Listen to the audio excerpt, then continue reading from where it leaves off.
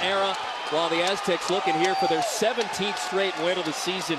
It's going to be tough, Dan. Dick Cowles, we welcome you inside the Spectrum here in Logan, Utah. What a great atmosphere for college basketball here tonight. And why not? The Aggies have not hosted a team in the top 25 since all the way back in 2007. Well, phenomenal atmosphere. Utah State going from the WAC to the Mountain West. Great chance to win against a top-ranked team in San Diego State. Aztec fans are going to understand this chant here in a moment.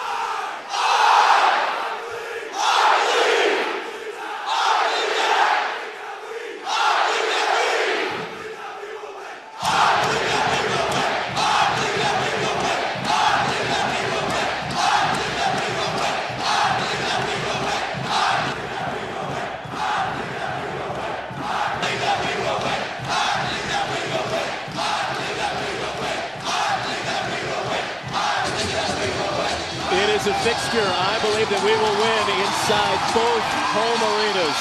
Time to introduce you to our starters for the 7th-ranked Aztecs. Xavier Thames, one of 23 who named the Oscar Robertson midseason trophy list. Josh Davis, second leading rebounder in the Mountain West Conference. And for the Aggies, who are 12-6, Marcel Davis is going to start.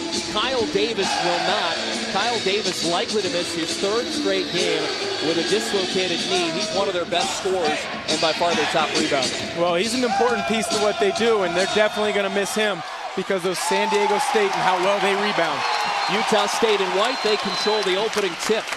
Aztecs in all black, they're the first-place team of the Mountain West Conference at 6-0, and just like that, they turn Utah State over, a team that doesn't turn it over very much. No, Utah State does not turn the ball over, but double team, big to big was coming that possession. Josh Davis was coming over. Jared Shaw just lost it early. J.J. O'Brien with the first shot of the game, and you saw him get the offensive rebound. Nobody in the Mountain West Conference does that any better than San Diego State, as Josh Davis with a miss. Been a recurring theme of late, San Diego State not shooting the basketball particularly well.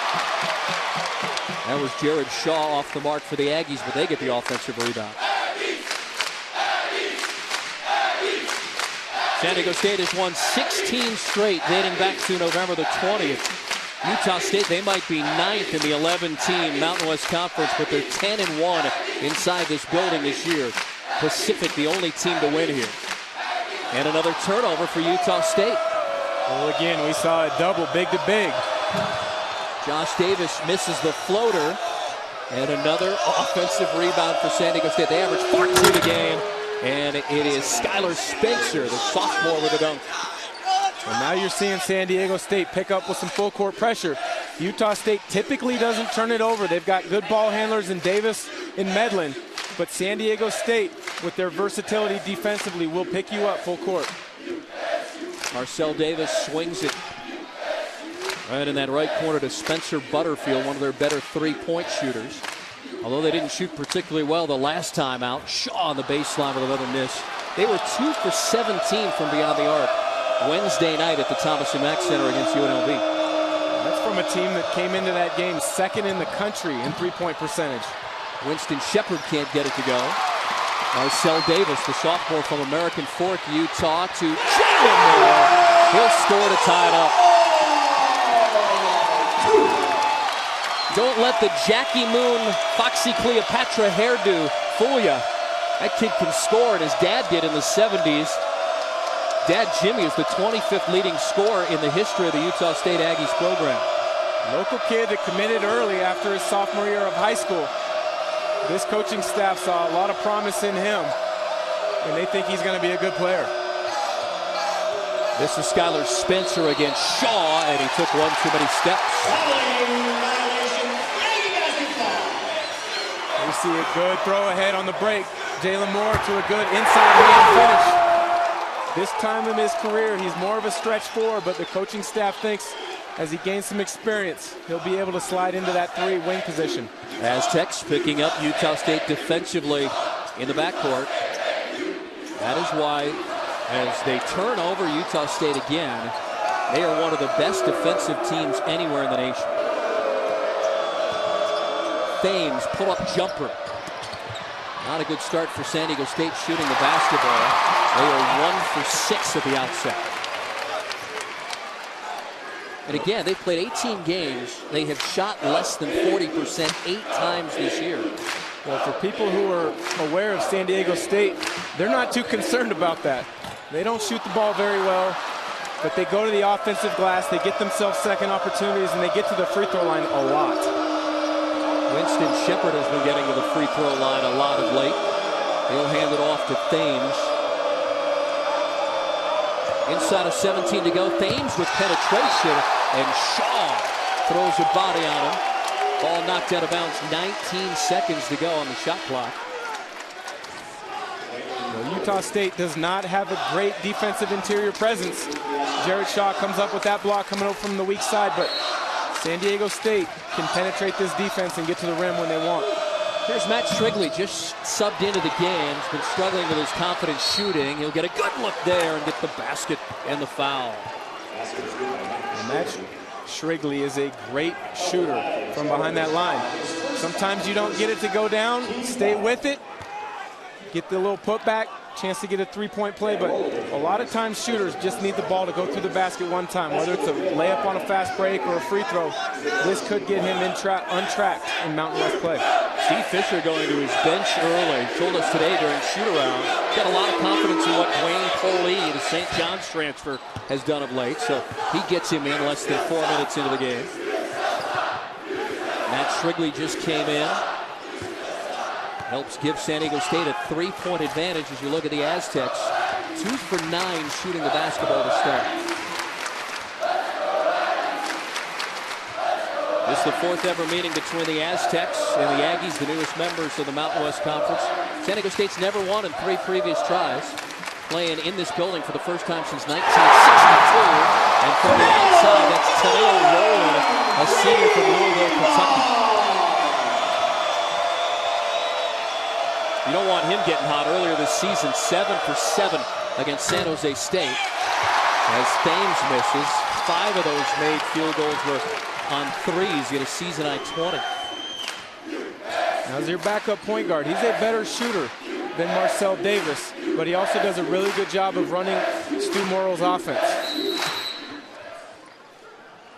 And we've got a whistle, and they want that net fixed. There is Stu Morrill. In his 16th year, he's won 378 games, and so far, his team hanging with San Diego State.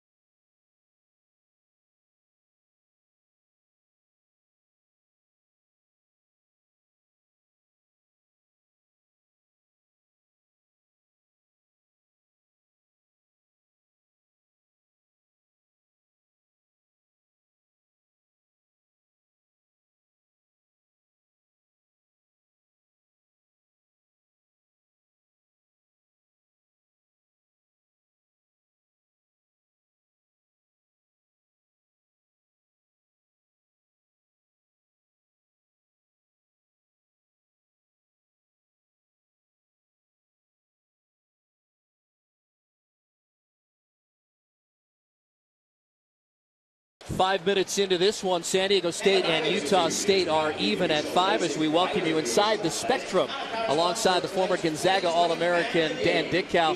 I'm Steve Quist, and so far it's been true to form. We've seen San Diego State playing good defense, turning over Utah State, but not shooting the ball particularly well. And as we look at our storyline on our one-on-one, we have one of the best defending teams in the country against one of the best three-point shooting teams in the nation. Well, you're absolutely right. San Diego State may be the best defensive team in the country. Opponents shoot a shade under 26%. But on the flip side, Utah State, very good offensive team, creating three-point opportunities. They are top 10 in the country, 9th actually, at shooting just a shade under 41%. Preston Medlin, Spencer Butterfield, you've got to find them in transition, and you've got to find them in the half court. Steve Fisher is in his 15th season here at San Diego State. Took over the Aztecs in the winter of '99, and he's 2 wins shy of 300 at San Diego State. He's never brought a team into this building here in the Spectrum, which holds over 10,000 and 7 sections. Yes, 7 sections reserved for students alone. This is Taneo Rowland. 1 to shoot and a 3 by Moore, and that's the first misfire, but an offensive rebound by Butterfield. He scored to give Utah State the lead.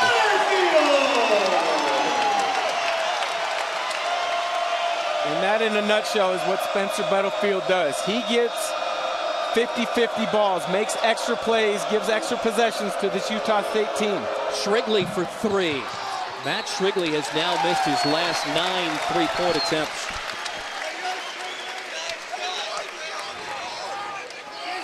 Again, Spencer Butterfield giving them extra possessions. Not only is he a great 3-point shooter, but tough, hard-nosed player. Utah State 10-1 in this building with a 2-point lead over San Diego State, despite the fact they've turned it over 3 times. Moore dishes to Shaw, and he got fouled by Winston Shepard. Great execution there. Utah State double down action. Marcel Davis drops it down to Jalen Moore on the slip. Make the extra pass. Jared Shaw getting himself to the free throw line. Just unselfish basketball. First on Shepard, first team foul for San Diego State. So far the refs have swallowed up the whistle almost 6 minutes in. And you're looking at Shaw there, 6'10 senior, the Oklahoma State transfer. One of the better high school players out of Dallas Carter when he was being recruited by Oklahoma State. Suspended this year 5 games in late December for a highly publicized violation of team rules. Missed the Mountain West Conference opener against Air Force. Played in 5 straight since his reinstatement. They really didn't miss him, even though he averages 16-1 and almost 8 rebounds. Team went 4-1 without him.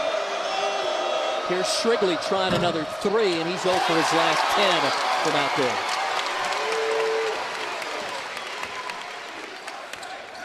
Here's Butterfield. He'll take a 3 off the mark. Utah State 1 for 3 on 3s to start. Yeah, they came in 9th in the country, shooting 3s at almost 41%. This guy has been here 16 years. He's won 378 games. He came here in the winter of '98. He's had a pair of 30-win seasons this year in a new league. They were once in the PCAA, renamed the Big West, then the WAC, where they were very successful. Now in the Mountain West Conference, where after 6 games they sit in 9th place. Oh, he's just a very good coach. You talk to coaches throughout not only the West Coast, but throughout the country.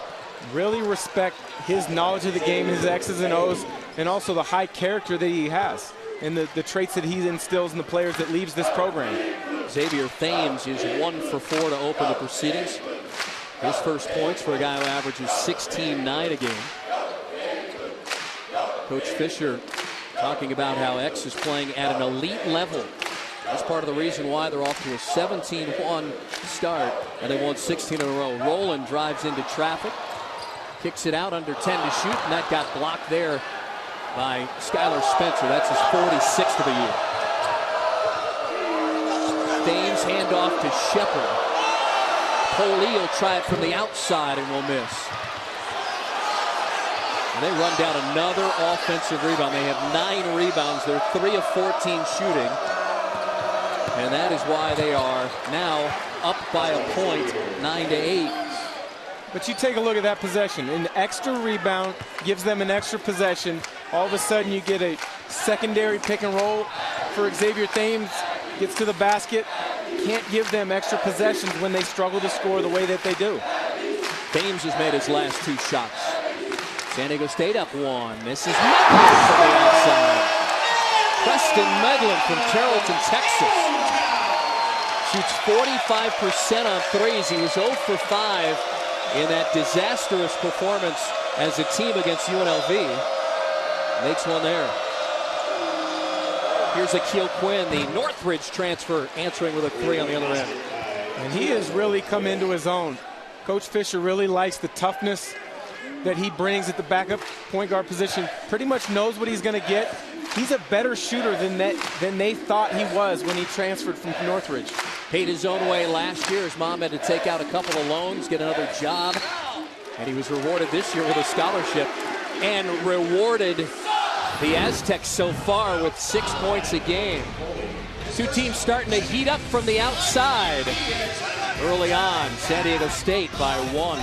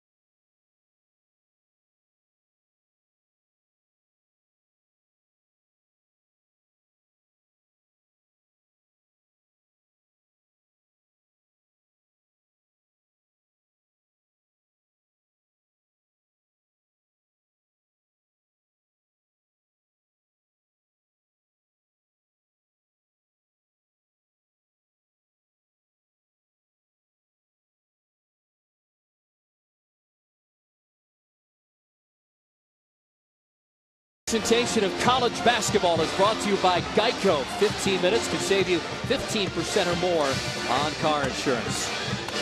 Listen in as the Aggie student body sing the Scotsman about 40 minutes before this game.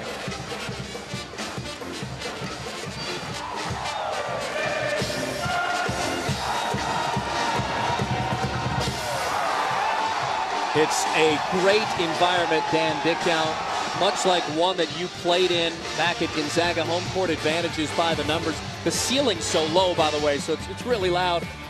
Utah State in some pretty select company. You saw Kansas, you see Duke right there, the third name, your alma mater, winning almost 93% of the games. This dating back to '99. Michigan State, who got stunned today at home by Michigan, and there are the Utah State Aggies. It's a list that you wouldn't expect them to be on. That's the elite of the elite. You know, and Utah State is not necessarily known nationally, but on the West Coast, if you talk to other coaching staffs, they know that this is a heck of a basketball program, and this is a tough place to play. Great environment. The late Rick Majerus once said it's like an Oakland Raider mentality without the knives and the guns. Stop short of calling everyone hooligans. 7th-ranked team in the country has a 1-point advantage over Utah State. Almost 9 minutes has gone by. Of significant note now, a few moments ago, Jared Shaw, the big for Utah State, picked up his second personal. That's staying Utah State's way, but only 13 to shoot. Well, with Kyle Davis out with his injured knee tonight, that is a tough blow for Jared Shaw to pick up 2 early fouls. Coming up on 10 to shoot as Tanel Rowland looked back at his bench. And he gives it to Stone, and that is Jordan Stone out of Smithfield, Utah, which is about 9 miles north. So when you space the floor the way that Utah State does with the shooters that they have, you're going to have pick and roll opportunities. That time, great job finding Stone on the roll for the dunk. We've talked about him being terrific in the nation in three-point shooting, one of the best assist team, too. Winston Shepard got his own offensive rebound on the putback. That's 6 offensive rebounds now, Dan Dickow, for San Diego State. And that's keeping San Diego State in this game. But to go back to Utah State, you mentioned it a second ago, how they pass the ball to each other, making assists. They lead the country in percentage of baskets off of assists. That's very impressive.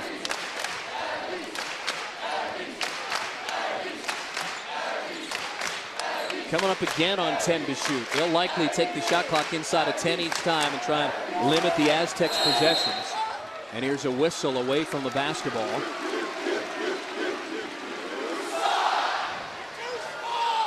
So we talked about a pick and roll, and because they're such good shooters, you've got to get out to the three-point line. Stone rolls to nail Rowland. Great find for the dunk. Akil Quinn just got called for that personal foul. Jordan Stone only averages 2.7 points per game and nearly 3 rebounds, but again, without Kyle Davis, it is close to 10 points and close to 9 rebounds a game. Somebody's got to pick up the slack. And we were here for the shoot-around, and they worked out for almost 2.5 hours, did Utah State. And they got after it. They're ready to play. Stu Morrell said, hey, we got to be ready to play, especially after how we played at UNLV. Ben Clifford backs in on J.J. O'Brien and scores. He's out of South Jordan, Utah, junior that averages 3 a game. Here's Thames trying to take matters into his own hands. Missed. Another offensive rebound. Shepard the putback. We talked about him being able to get to the free throw line. And that's exactly where that young man's going early in this one.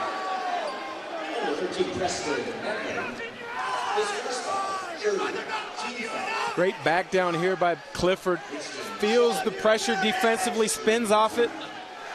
Little jump hook over the left shoulder. Foul was on Preston Medlin. And we see Winston Shepard at the free throw line here. That's something in conference play, shooting 9 free throws per game. He does it in different ways. He gets out in transition, gets himself fouled. He gets to the offensive glass, creates foul opportunities there. That's Very Kendall versatile player. Williams territory, is it not? It is. Kendall Williams does a great job of creating contact. And with these new rules, it's really helping guys like that. Kendall Williams got to the free throw line earlier this season 16 times against the San Diego Toreros and went 16 for 16. Wide open for 3 and missing there is Medlin. And we got a foul. You and I will be back here to watch Kendall Williams on Tuesday night.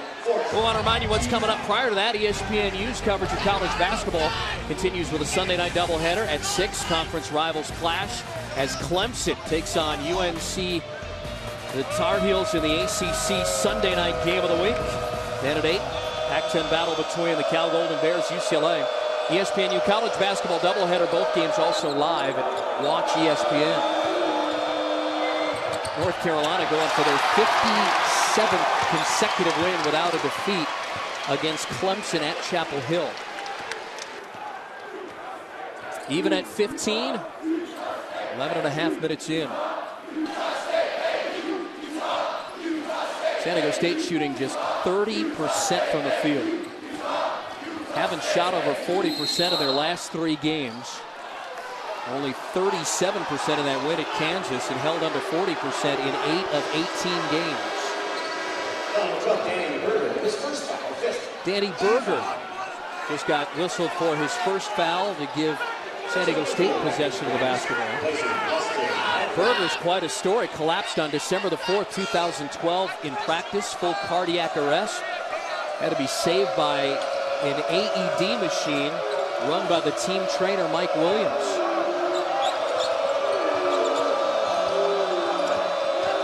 Here's Thames, pull-up jumper, and Thames nails it. San Diego State back out in front by 2. And we're going to see this a lot tonight, especially after made baskets. San Diego State getting into full court pressure. Aztecs shooting 7 of 21, up 2 on the road at Logan.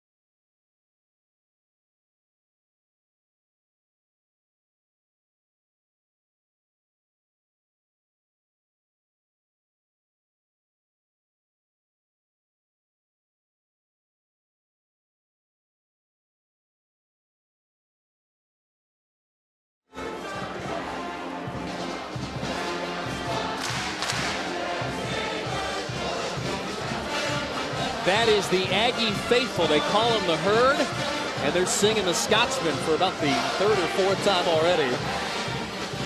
Well, Utah State turned the basketball over 3 times in the opening 90 seconds of this one, but they only have 1 turnover since, so they've cleaned that up. And the Aztecs have won of late despite poor shooting because of all the great defense that they have played this year through their first 18 games. Well, they're so good defensively, and they create turnovers, as we saw on that last video clip. But the 3 that you looked at there came in different ways. One, Jared Shaw sensed a double team was coming and just lost it. And the other one, double came high and hard with hands active, created it. The third one, 3-quarter court pressure, Xavier Thames, I will take that ball and go the other way. Again, when you shoot 33%, you can have a 2-point lead almost 13 minutes in. If you get on the offensive glass, San Diego State already has 7. That's half of what they have each and every game. Poli off of another turnover from O'Brien. And Utah State committing the foul. That's going to be on Butterfield, and that's his first. The versatility and length of this San Diego State defense. Poli gets his hands up, creates a deflection. J.J. O'Brien throws it up ahead. Great attack. Dwayne Poli, both ends of the ball. Be interesting to see how Utah State deals with the pressure. They didn't have a lot of time to prepare. They played a late game on Wednesday at UNLV. They got back here to the Valley on Thursday. They didn't even practice then, so basically they've had today's shoot-around and Friday to figure out a San Diego State team that is at least going to trap you on each possession. Yeah, they do present a challenge, but the way this team is drilled and coached throughout the year by Stu Morrell, it shouldn't be a big problem for them. They take care of the ball, they run good offense, they space the floor, they execute. Here's Berger to Shaw, who's back in. Now he has the 2 personal fouls. Backing in on Spencer. Goes around him, and Spencer looked like he had his second block. And instead they're going to whistle the sophomore for a personal foul, and that'll be his first. Just backing him down. Little up and under. Skylar Spencer, you did get him. That has been his problem, though. He has gotten himself into foul trouble quite often defending post players this year.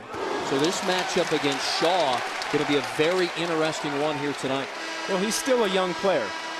And as a young player who's a big, who's active, who blocks a lot of shots, you've got to understand and realize when you are already out of position, you don't want to foul because you're already in foul trouble. We've seen a number of times this year he's gotten himself into foul trouble, and he affects this deep team because on the defensive end, they need him in there.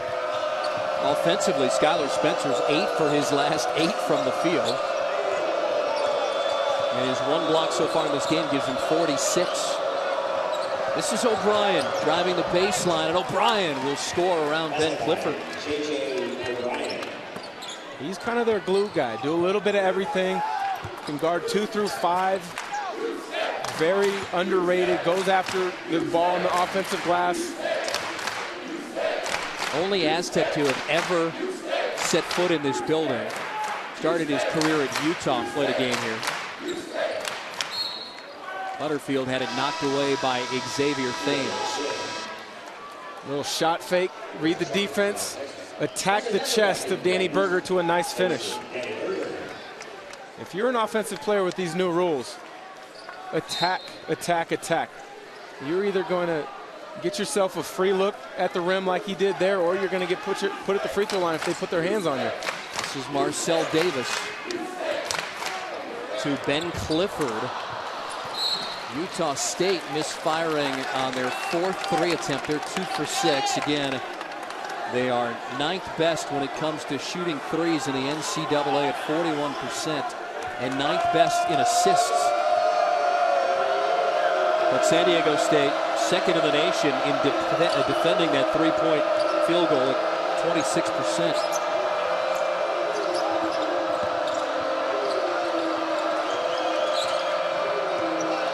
Quinn over Shaw. And a push. Looks like Marcel Davis with a shove of his number contemporary. It's an afternoon doubleheader of women's college hoops tomorrow at 1. Memphis faces number 5 Louisville. Then at 3, Auburn battles Florida as part of We Back Pat Week. An ESPNU doubleheader, both games also live on Watch ESPN. Spencer to the free throw line.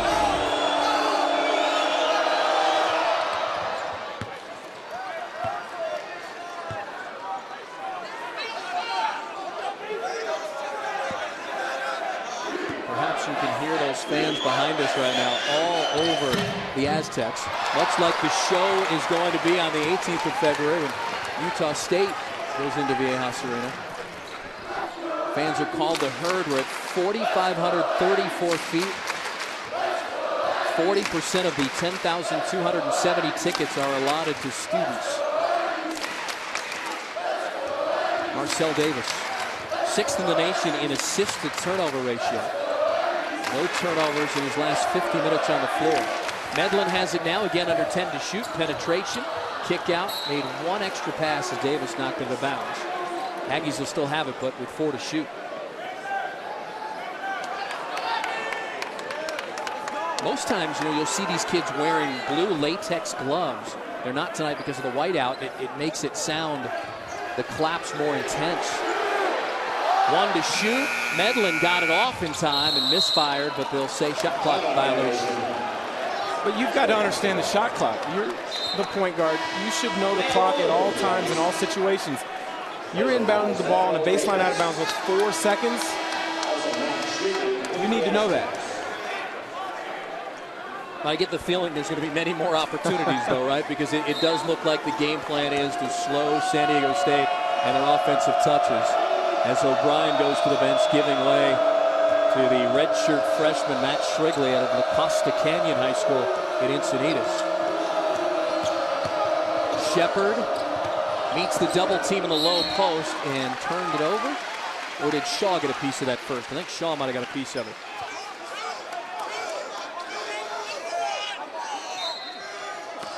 Shaw again playing with 2 personal fouls. He's their leading scorer at 16-1 a game.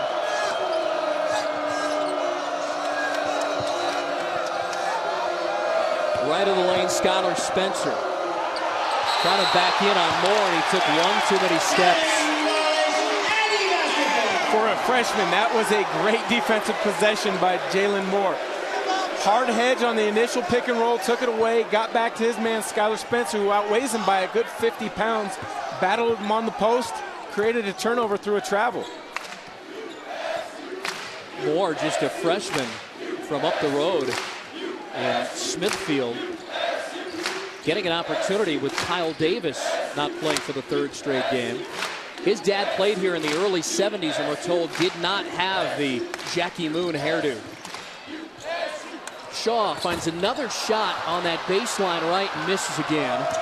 On the run out here, Shepard behind the back, pull up, free throw line, jumper is good. And there you see Winston Shepard showing a little bit of the versatility. 6'6", good length, able to push it in transition after getting the defensive rebound. What a luxury to have.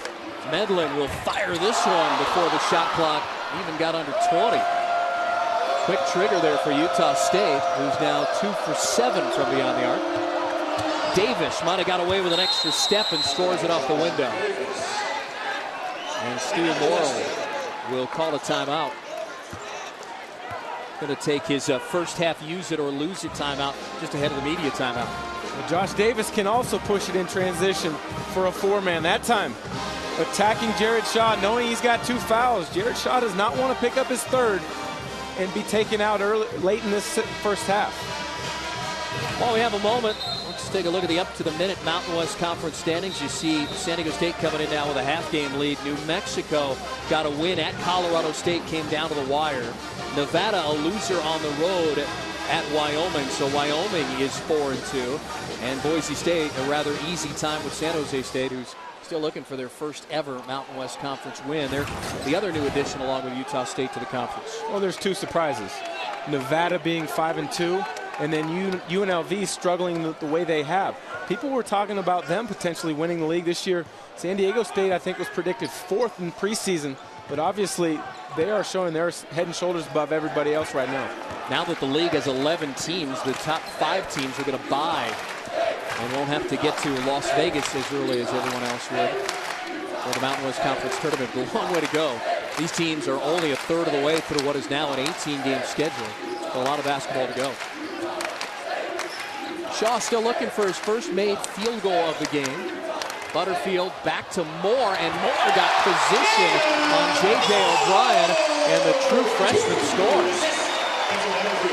Good seal, but an even better pass from Spencer Butterfield. Understanding, throw the ball at the corner of the backboard, let your big go get the ball, do the work, finish it himself. Moore has 4, and that's the leading scorer for Utah State. A very balanced attack. That foul is going against Jared Shaw, and that is his 3rd. Comes with 2:54 to go in the first half.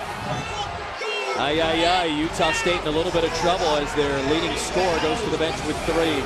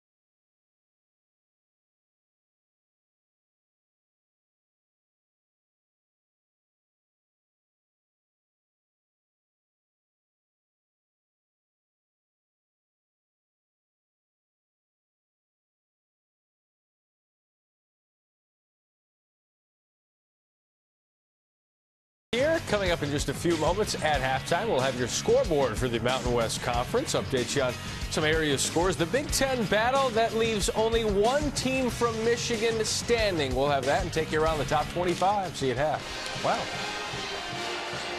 Thank you, Matt. Festive atmosphere here at the Spectrum in Logan, Utah. 40% of the 10,000 that are expected are students. They've already done the "I believe that we will win" chant. That on the backstory was actually first heard at a Navy football game back in 2003, adopted here in 2009, and then adopted at Viejas Arena in 2010. Great chant, a lot of energy in the building. Well, we've done games in both arenas now, and I'll tell you what, they're impressive in both arenas. Dakari Allen get an opportunity, a 6'5" freshman of Sacramento. Played 17 minutes at San Jose State the other night, in which the Aztecs blew out the Spartans, had a 32-2 run in that game and won by 25 to get to 6-0, their best ever conference start in the Division I era. And they've opened up an 8-point advantage here, but Winston Shepard just got whistled for his 2nd. Jared Shaw got called for his 3rd, so he'll have an extended period on the bench here for Stu Morrill. And one thing that's very impressive about San Diego State, as good as they are defensively, they don't foul. That's only their 5th personal foul in the first half. They do a good job of guarding without putting their hand on the guy creating a foul. Tanel Rowland. This is a senior from Louisville.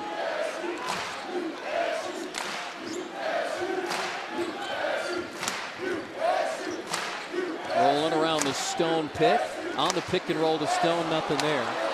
Inside of 10 to shoot again. Another great bounce pass inside to Stone, and he slams it home. Great find off the pick and roll to Stone, but if you're Winston Shepard, you are late on your weak side rotation. He's got to get there early. They have 7 assists already. San Diego State has 1 assist in the game.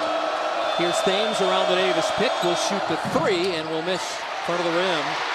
Davis, what a great offensive rebound. And a dish to Allen, and Allen got fouled.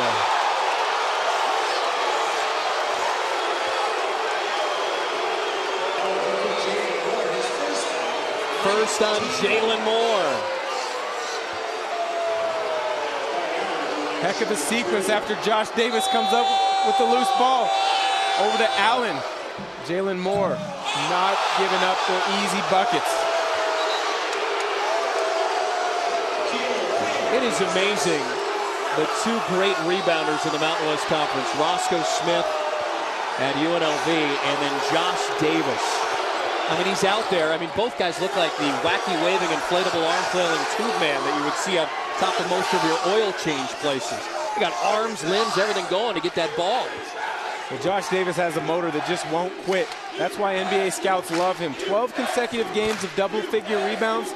He's limited offensively. He knows it, so he makes up for it by going to the offensive glass every possession. Utah State might be better with Shaw on the bench. Penetration by Rowland, he missed, but right there is Stone to get the basket and the foul.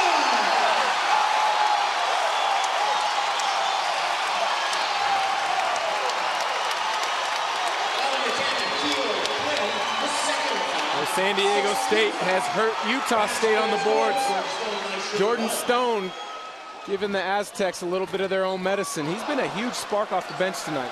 Playing out of his mind. He's the leading scorer off the bench. He's got 6 points, 3 of 3 shooting.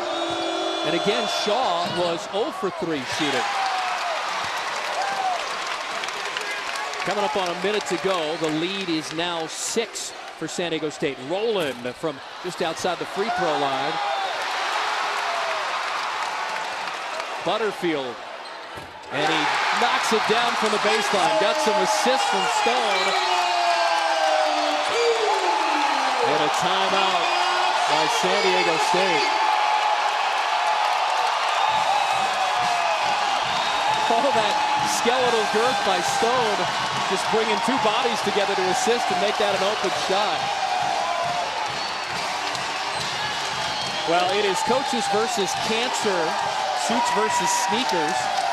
And Stu Morrill's wearing the sneakers, but not the suit. He was asked about maybe wearing a white suit like Rick Pitino. He said, I'm not going to worry about wearing white myself. I guess I could. Rick Pitino, he wore a white suit, but that would take a lot of material that I don't have right now. Well, I think he made a good choice. He's a great basketball coach, and he's not too worried about his fashion statements. Funny guy. Enjoyed talking to him. He was great at shoot-around. If you go through their media guide and read about what other coaches, but more importantly, what former players have said about him, so many people have such high respect and loved playing for Stu Morrill. I mean, you got to be good to be a head basketball coach at 3 different stops for 27 consecutive years. Started at Montana, Colorado State, and now here in his 16th year. Floater by Thames off the mark. Aztecs again under 40%. An alarming trend, even though they're 17-1. That was a 2-for-1 situation. I like what Thames was trying to do there, so they get one more crack at it at the end of this half. Stone turned it over, recognized the double team, tried to pass it away, and another turnover for the Aggies, their 7th of the first half. Utah State has got to make sure they keep the Aztecs off the glass at the end of this half. Thames is 3 for 10 shooting with 8 points in the first half.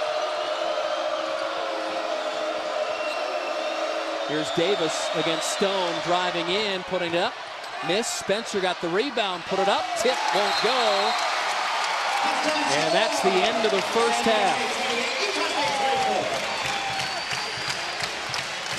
7th-ranked San Diego State has a 4-point lead at the half, but getting all they can handle from Utah State. Let's go to Matt Schick and Adrian Branch in the studio. Yeah, guys, we didn't expect this to be easy for San Diego State, and it certainly hasn't been so far. Just a 4-point edge there on Utah State in Logan. Matt Schick along with Adrian Branch. The calling card for San Diego State recently certainly hasn't been their offense. It's been their defense, and for both teams, that's ruling the day so far. Yeah, maybe in this game, the first one to 50 points, and that San Diego State will take that because both teams average over 70 points a game. But when you're only shooting 25%, 1 for 4 on the road at the three-point line, and you're still winning in San Diego State, think about this. This is their 6th game where so far it looks like they're going to shoot under 40%, and they still have a lead, and they're still winning basketball games. Can you say defense? If we don't score, we don't let other people score. That has been their mantra. Nobody in double figures at halftime here as San Diego State leads by 4. Let's stick in the Mountain West Conference. Look at the scoreboard here. Fresno State. That was at halftime. Fresno State with a 6-point edge on UNLV. That game may be further along than that at this point, but my goodness, Fresno State with 1 conference win. What's going on with UNLV? Well, Kim Birch has to be the guy for him. Roscoe as well. Smith is leading the nation in rebounds, so they play inside out, but the Running Rebels want to push the pace. And you're right, get more than 31 points at half. UNLV actually is up 62-60 late in the second half, so we'll update that for you. And New Mexico gets a much-needed win against Colorado State. Coming up, it was Michigan and Michigan State. Only one unbeaten remains in Big Ten Conference play. We'll show you.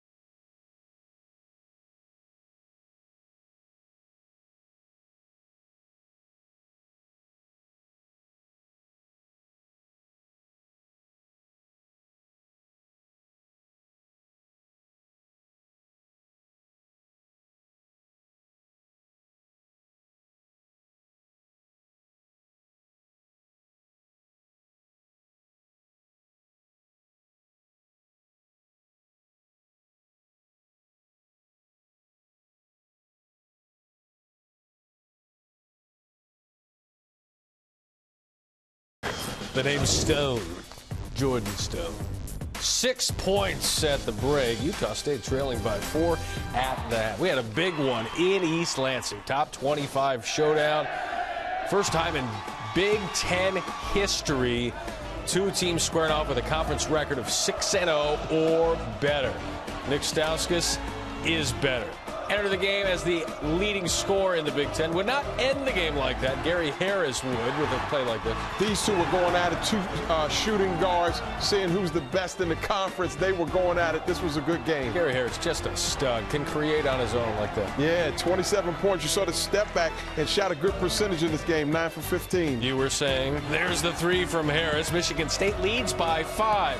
Here's Stauskas, catch and shoot all night long. This was a 10-0 run that they came back trying to win for the 2nd time in 15 years.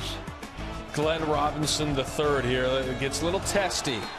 He's fouled by Russell Bird. The team's... Bird should have had a technical. He was talking smack to him. It was Jordan Morgan and Keith Appling that are getting the double technical.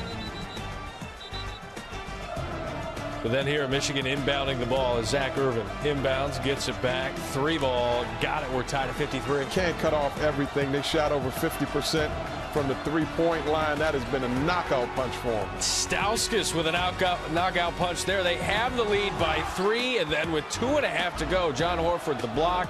Derek Walton Jr. had a game. How about this young man? 19 points, and Matt, 9 for 10 at the free throw line, in the money. ESPN 100 point guard, certainly filling in the gaps there at Michigan as Michigan fills it up 80-75. Remember, Michigan State was playing without Brandon Dawson, without Adrian Payne as well. Michigan without Mitch McGary for the season, too. So size up the fallout here with Michigan State falling here at home. Well, first of all, this was a huge win for Michigan. This was the first time in 49 years, that's 1 year younger than what I am, 49 years that they went on the road and beat a top 5 opponent. So congratulations to Michigan. They took advantage of a short-handed Michigan State team. You think about this, Dawson can guard 4 positions. He would have traded off and check Nick Stauskas, but he wasn't there. Stauskas bombed away, and of course, Adrian Payne wasn't there to control the points because they had 11 offensive rebounds for 15 second-chance points.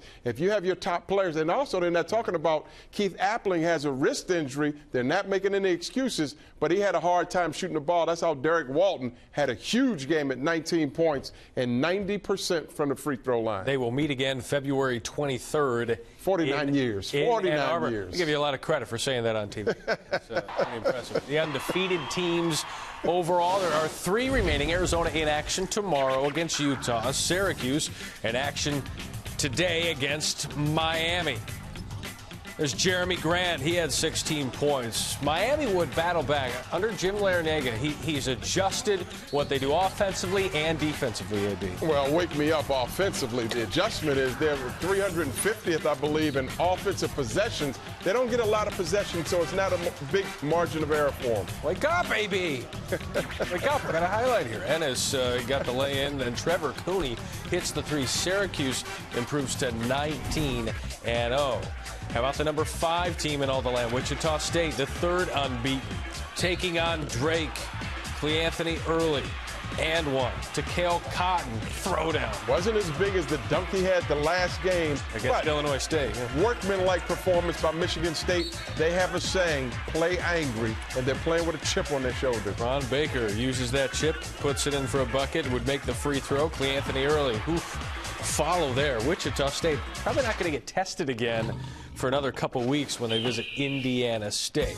Number 4, Villanova visiting Marquette. Start of a 3-game road trip for Nova, coming off that loss at home to Creighton. Here's James Bell, who filled it up with 30.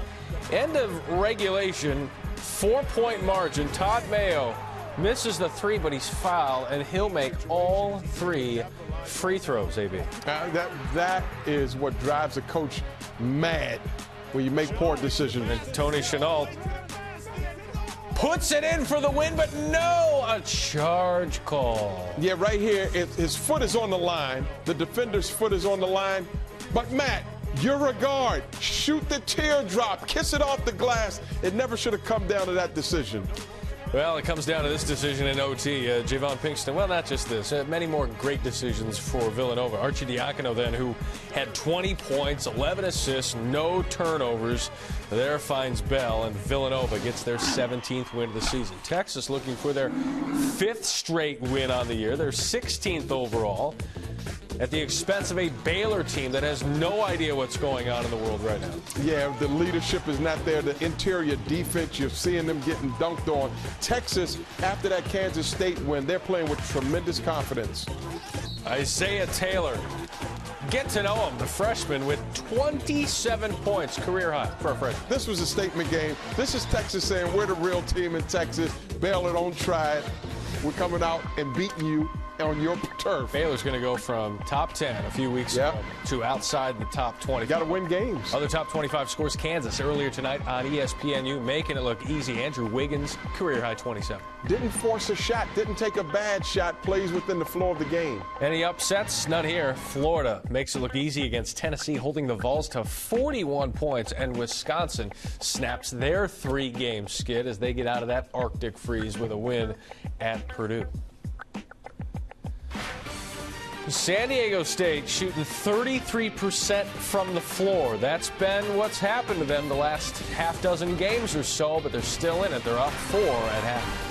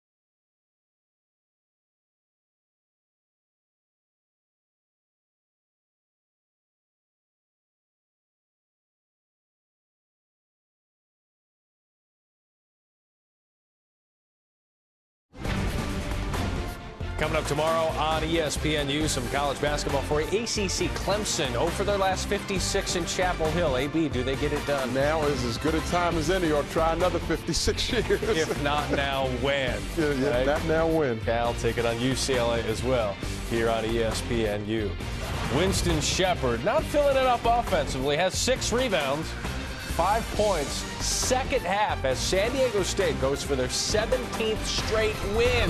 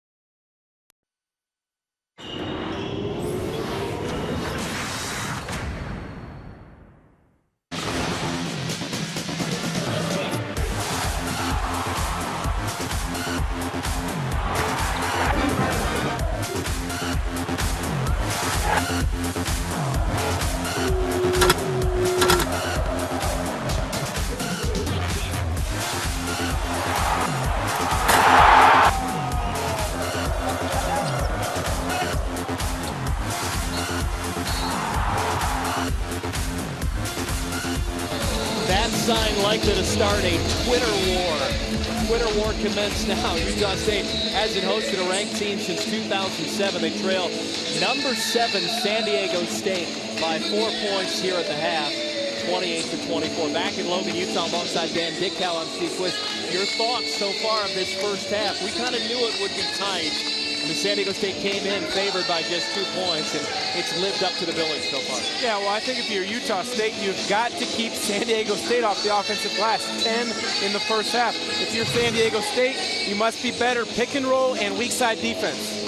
Utah State with 7 turnovers. What you don't see on there is rebounding, and for the Aztecs, they have 10 offensive rebounds. So if you're Utah State, you don't turn it over 7 times, and San Diego State doesn't get 10 offensive rebounds, perhaps the Aggies would have the lead. J.J. O'Brien misfires. San Diego State shot 33% in that first half, and they missed their opening shot of the second half. Well, they're a team that struggles to score, and we're seeing that tonight with how they're shooting from the field. But Utah State shooting close to 44% on the year. That is a good percentage against the San Diego State defense. Jared Shaw back in there with 3 personals, 0 for 3 from the floor. And Spencer Butterfield in the low post score. We see a nice little rub cut along the baseline. Got him open. Little jump hook finish over the top. He's been fighting a bum hip of late. 46% shooter overall, 47% on threes.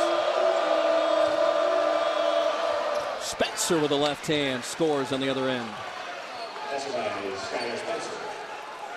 I expect to see a lot of this in the second half. Full court pressure, both 1-2-2, as well as shadow defensive pressure. Medlin threw it away as he tried to get it to Shaw. Shepard back the other way, gets around Rowland and scores.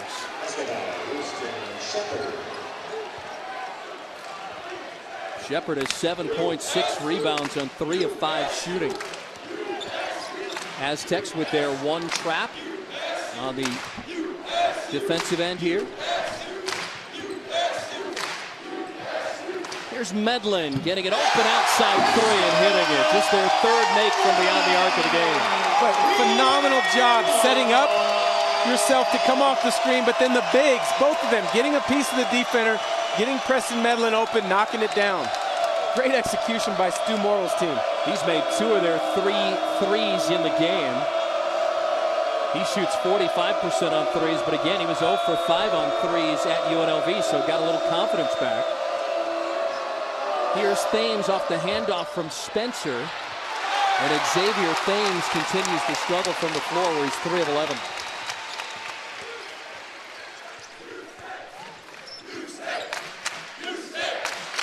And Steve Fisher also saying, and pay particular attention to this, that this Utah State team screens perhaps better than anybody else in the nation. And Butterfield will shoot off another one of those screens and score. That is a 2, not a 3. Nonetheless, we are even almost 3 minutes into the second half. Utah State has lost only 23 times in this building since 1999, and only once this year. They're 10-1, have not lost in conference on this floor. And O'Brien drives and scores. But that's the problem with Jared Shaw having 3 personal fouls. He was in great weak side position, but he didn't want to fully commit to put himself in position to pick up the 4th. Picked up his 3rd with just inside of 3 minutes to go in that first half of play. San Diego State, we should note, has been a terrific road team, so I love the 2 dynamics in play here. Don't want to shortchange them at all. Shaw recognizing the double team. Rowland will try it. And Davis with another rebound. Good defensive possession. Double Jared Shaw, high hands active, rotating out of that double team. Winston Shepard contested 3-point shot, forced the miss. And a reach-in foul there by Rowland. Now Utah State doing a good job here. Preston Medlin coming off the double screen. Hands and feet ready. You're open. Knock that down this time. Spencer Butterfield off a pick and roll. Corner pick and roll. Knocking it down. Shaw takes a breather. He goes to the bench, but that means Jordan Stone has to come in. As Xavier Thames makes his 4th field goal. He has 10, first on either side in double figures here in this game. Hey, Stu Morrill needs to find ways to get Jordan Stone on the floor here in the second half. Great job bringing energy in that first. He played 9 minutes. He went 3 for 3. Wound up scoring 6 points, and his season high is 12, career high for that matter, against San Diego Christian. Timeout on the floor. San Diego State has opened up a 5-point advantage here in the second half.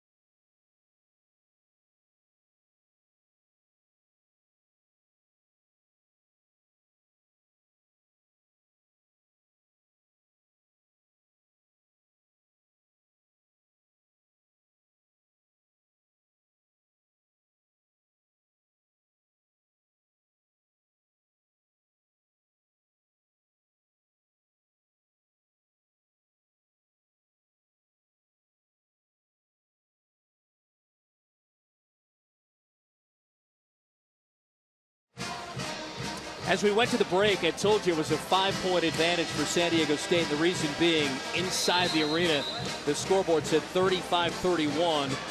Our score said 36-32 because they were checking a 3-pointer. So the official crew of Randy McCall, Sean Lehigh, and Rick O'Neal went back to determine that, in fact, the Aggies did make 2 threes already and not a 2 like they had scored it in the arena, if you follow me.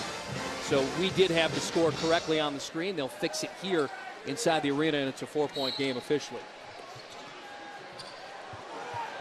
And that would mean Utah State is 4 for 10 on threes, and Butterfield knocks down a 2.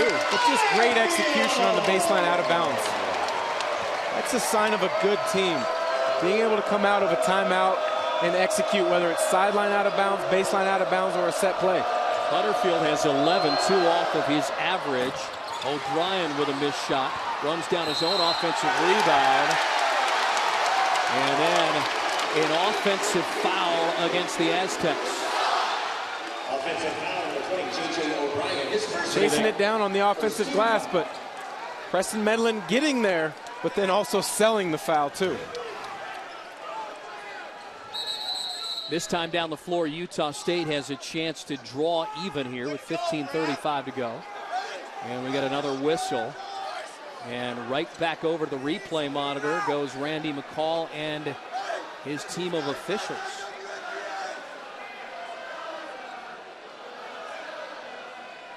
Steve Fisher will call his troops over, and Stu Morrill will get an extra breather here. Again, we're at elevation, so both teams will appreciate that, especially this man's team who had a quick turnaround. Well, San Diego, that's at sea level.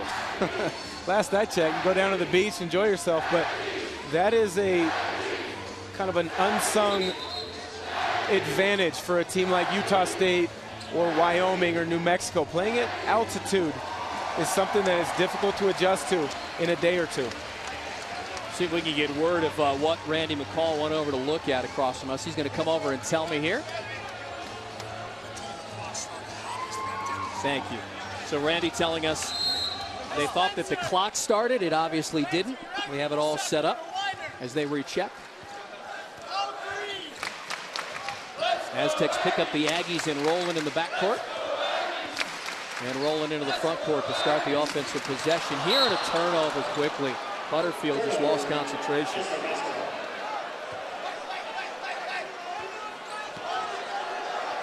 Well, you say Utah State going into a 1-3-1 zone. Whistle and a foul as Shepard had penetration. Jordan Stone called for his second. Well, he sure looked like he was there. Anytime the offensive player goes through a spin move, you've got a chance, if you're in a good position weak side, to get there, take a charge, or create a turnover. That time I think it was a bad call. I think he was in position early. San Diego State by 2 with the basketball going toward the student section. Here's Shepard, pull-up jumper, and won't get it to fall. Butterfield with a rebound, and he turned it over. That is 10 turnovers now for the Aggies. Thames, off of the 7th San Diego State steal, will score, and he's starting to warm up. Dozen for Thames. Well, he hasn't been effective shooting the ball, but I like the fact that he's still attacking.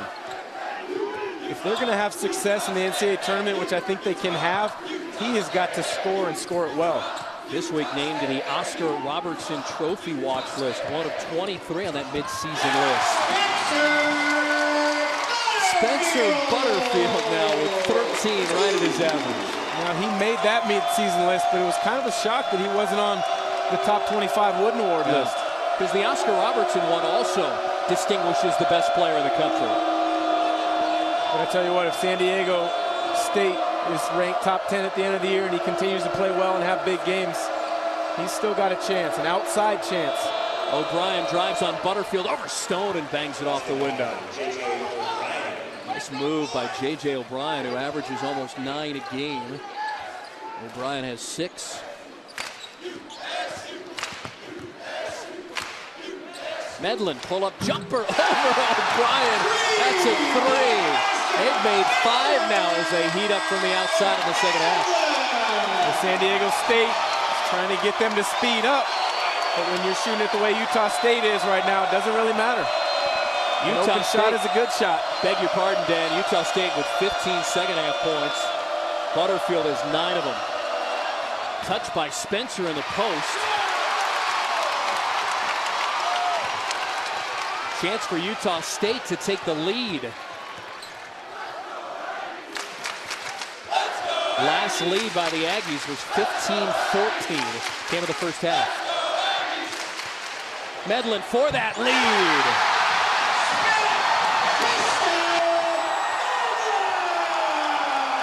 They were 2 of 7 shooting threes in the first half. They are 4 of 6 in the second half. San Diego State calls the timeout.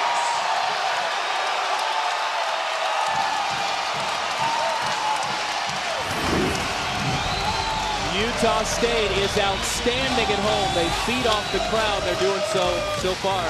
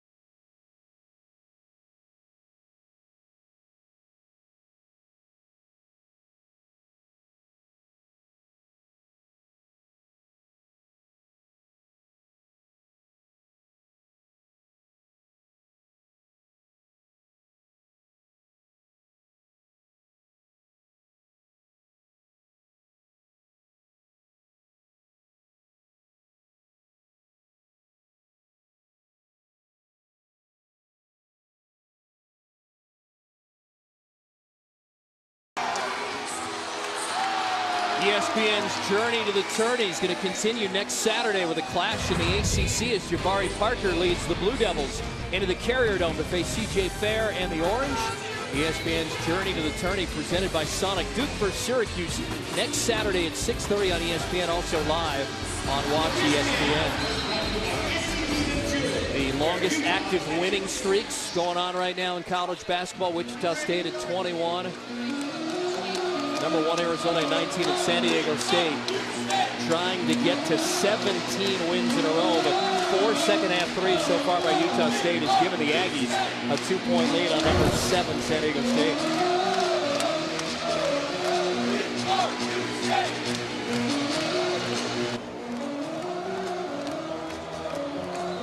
This 16-game winning streak by San Diego State, the second longest in school history.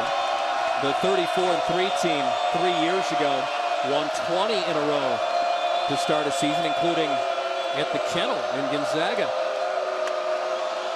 Well, let's not get too excited about beating my alma mater. Hey, they beat mine too. Utah State going back to a zone. When you struggle to shoot the ball the way San Diego State does, and then Xavier Thain makes me be quiet, but if you struggle to shoot the ball the way that the Aztecs do at times, I'm surprised more teams haven't zoned them throughout this year. Thames just put the Aztecs over 40% for the first time in a long while in this game with his first made 3. But one of the other problems is it's tough to zone them because they rebound so well on the offensive glass. Speaking of rebounds, Jordan Stone just grabbed one and got fouled. Dwayne Coley, the junior transfer from St. John's, with the infraction. All right, fans, direct your attention to the main board.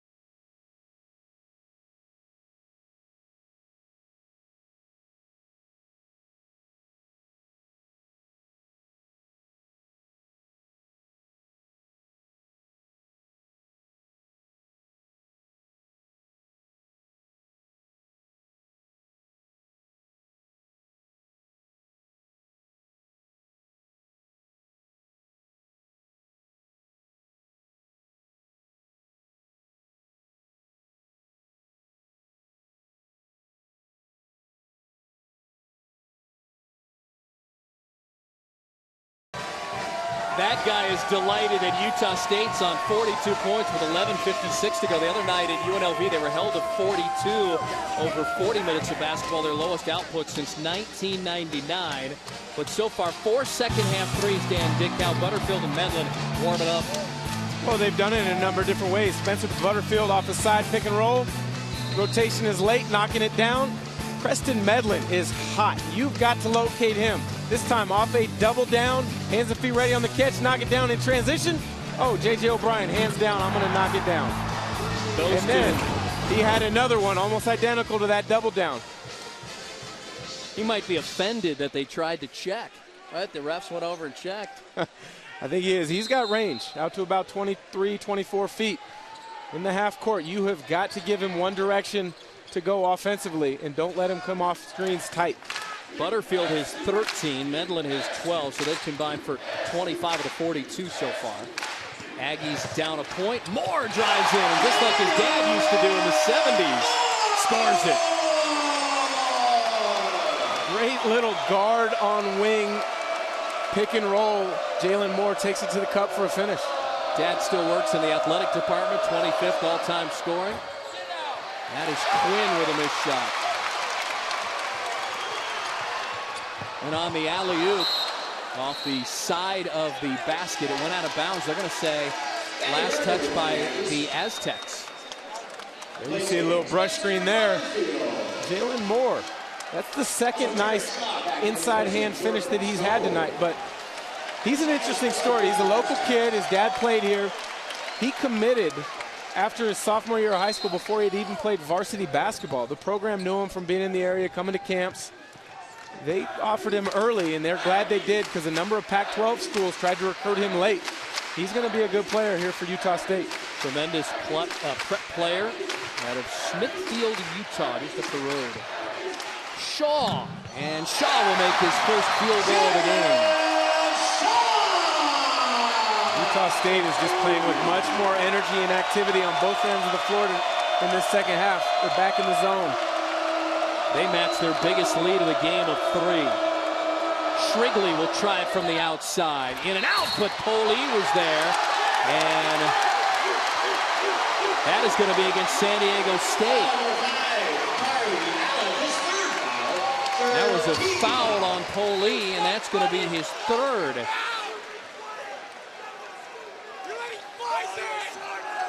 Well, that's a tough call if you're San Diego State because you teach your guys to crash the offensive glass like that. Poli's just doing his job. Aztecs with 11 offensive rebounds. Almost halfway home here in the second half. And a foul away from the basket underneath. They're going to get Akil Quinn. Let's go back to the 3rd personal on Poli. Well, I don't know about that after seeing it a second time. Almost looked like maybe Spencer should have got called for the infraction.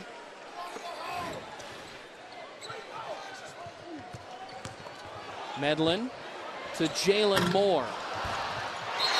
And that was Berger who almost came away with the offensive rebound. He stepped out of bounds on the baseline. Turnover number 11 for Utah State.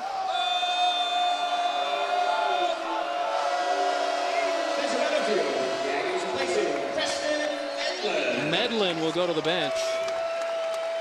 You know, Medlin last year broke his wrist. The Aggies were off to a 14-1 start. And because of that, wound up missing the NCAA tournament. There was a game last year against BYU. They thought they were going to finish with just 4 players that could play in the game because of all the injuries they had. Here's Poli. He'll try it from the outside. Offensive rebound number 12 for San Diego State. It's funny we say it's offensive rebound number 12, but they've done a much, much better job of taking care of that in the second half. Floater by Akil Quinn, and the Northridge transfer will score 2 more.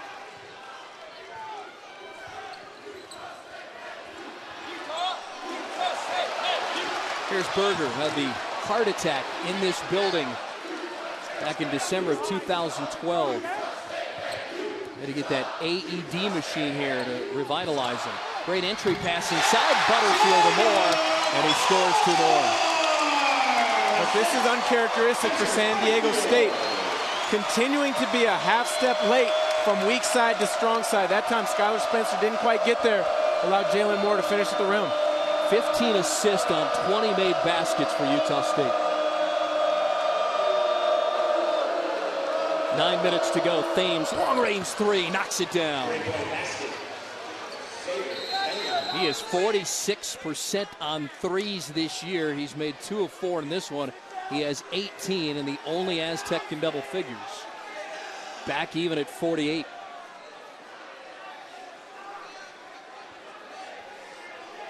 But he has been as important for this San Diego State team as anybody in the Mountain West this year. He's played unbelievably consistent. Only 2 games in single-figure scoring.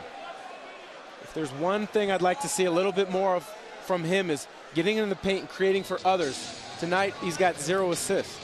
Danny Berger is going to go get checked out because he has blood, but the officials, Randy McCall, just looked at me and he said, we're going to look at this. What he mouthed to me, we're going to look to see if this was a flagrant right here. Because it looks as if Berger got hit with an elbow. See if it's a flagrant one. Let's see, it would be on Spencer underneath, maybe? Looked like Poli on the top of the screen. Yep. Look more to the left of your screen, Poli. That looked inadvertent, just trying to go in, take 2 steps in it towards the offensive glass, which is what all good programs teach. At least take 1 or 2 steps to the offensive glass, see what's going to happen, if the shot's going to come off or if it's made. They just happen to run into each other. Should not be a flagrant 2. They'll look to see whether it's a flagrant 1. A flagrant 2, of course, in Poli would be out of this one. But you see flagrant 1, excessive and or unnecessary, not a legitimate play on the ball. We've done a couple of games this year in which a foul has not been called, but after the fact, if someone draws some blood, they'll go back and look. You be the judge, top of your screen there.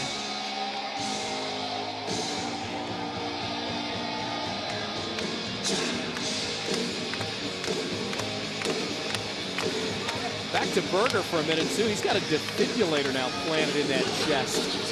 And he's taking part in a charity in which he's trying to raise some money so that every place that has sporting events can have one of those AED defibrillator machines in the arena. Former NBA player Ryan Gomes is leading the charge there because Ryan saw one of his ex-teammates in high school actually die of a heart attack because there was no defibrillator around. And Berger was this close to losing his life. See if Randy will come over. Now he's going to come over here. Just told the Utah State bench. Gotten very familiar with him. Incidental contact, they got tangled up. Got it. So incidental contact, tangled up, no flagrant 1. And that goes as a personal foul as well. Good call by the officials. We'll let him play. Even at 48, inside of 9 to go. Marcel Davis is back in. He got trapped and winds up turning it over. Another steal for the Aztecs. Shepard over Berger. And it's Jalen Moore with a rebound.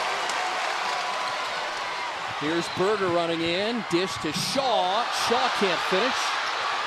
Spencer has the rebound.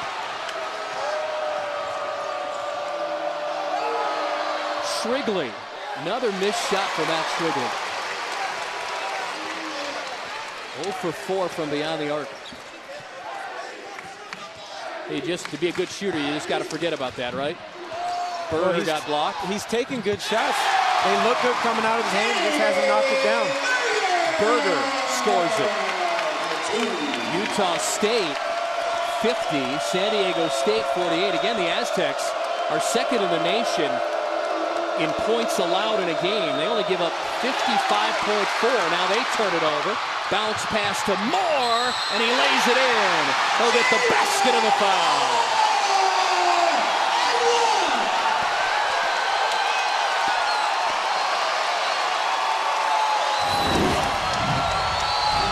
A turnover for San Diego State, resulting in perhaps an and-one play for Utah State.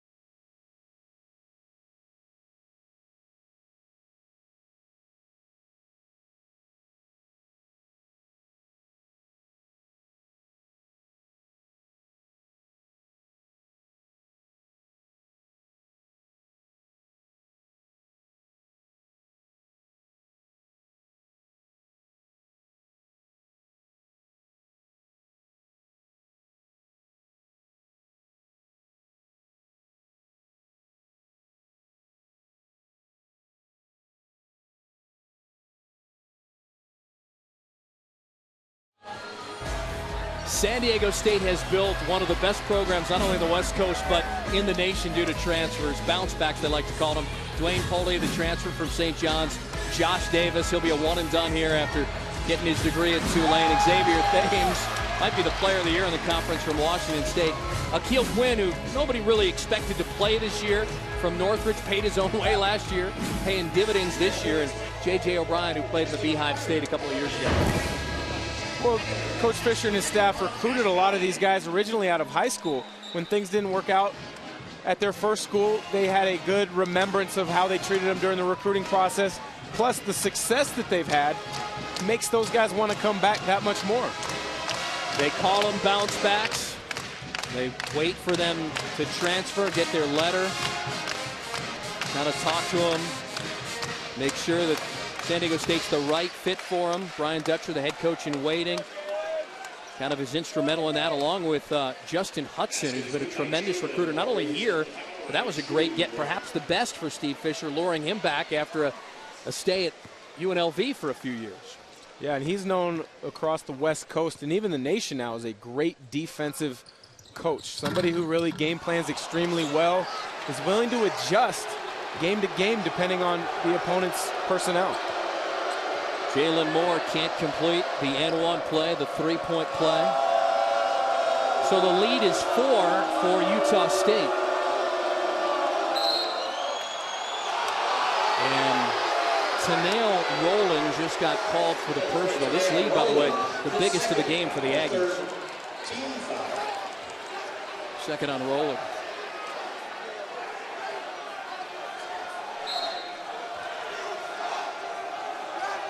It's only team foul number 3 against the Aggies. San Diego State's the team that doesn't foul much. They've committed 5 team fouls in the second half. Thames with a rare miss in the second half and Moore corralling the rebound. Aztecs shooting 39%. Utah State 55%. San Diego State yet to lose a road game this season. You got to go back to the end of conference play last year for their last true road game loss. And that shot is blocked. Medlin had it disrupted.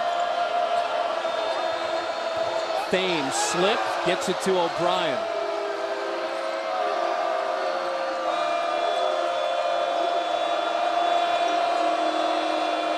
Shepard on the give and go to Spencer, and Spencer got fouled.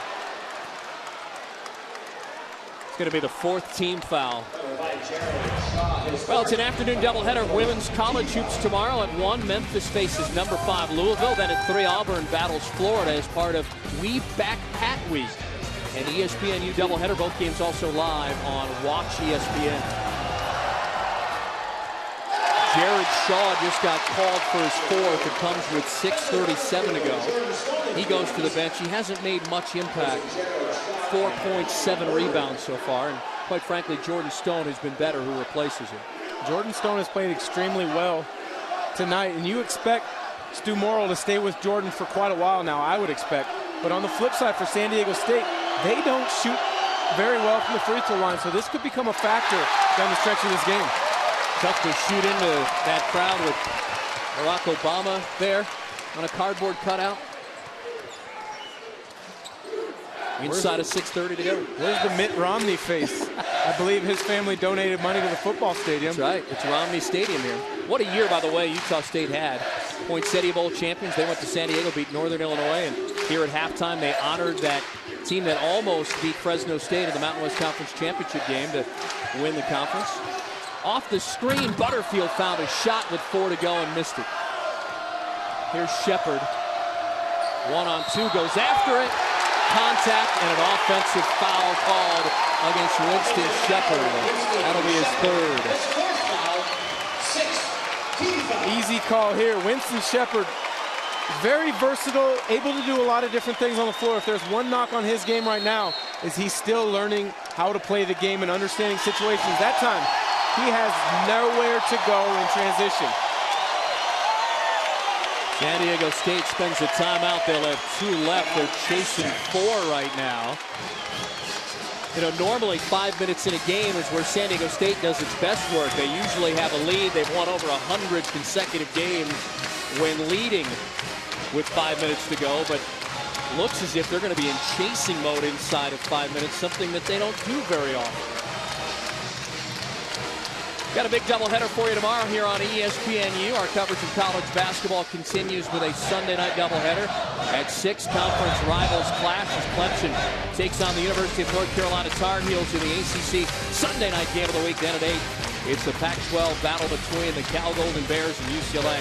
An ESPNU college basketball doubleheader, both games also live on Watch ESPN. Consecutive home court win streaks for one team, over one team, and look at that, 56 consecutive wins. Clemson's never won at Chapel Hill. They might have an opportunity this year. This might be their best chance since 1926. Well, Carolina has been as up and down as I think I've ever seen that program.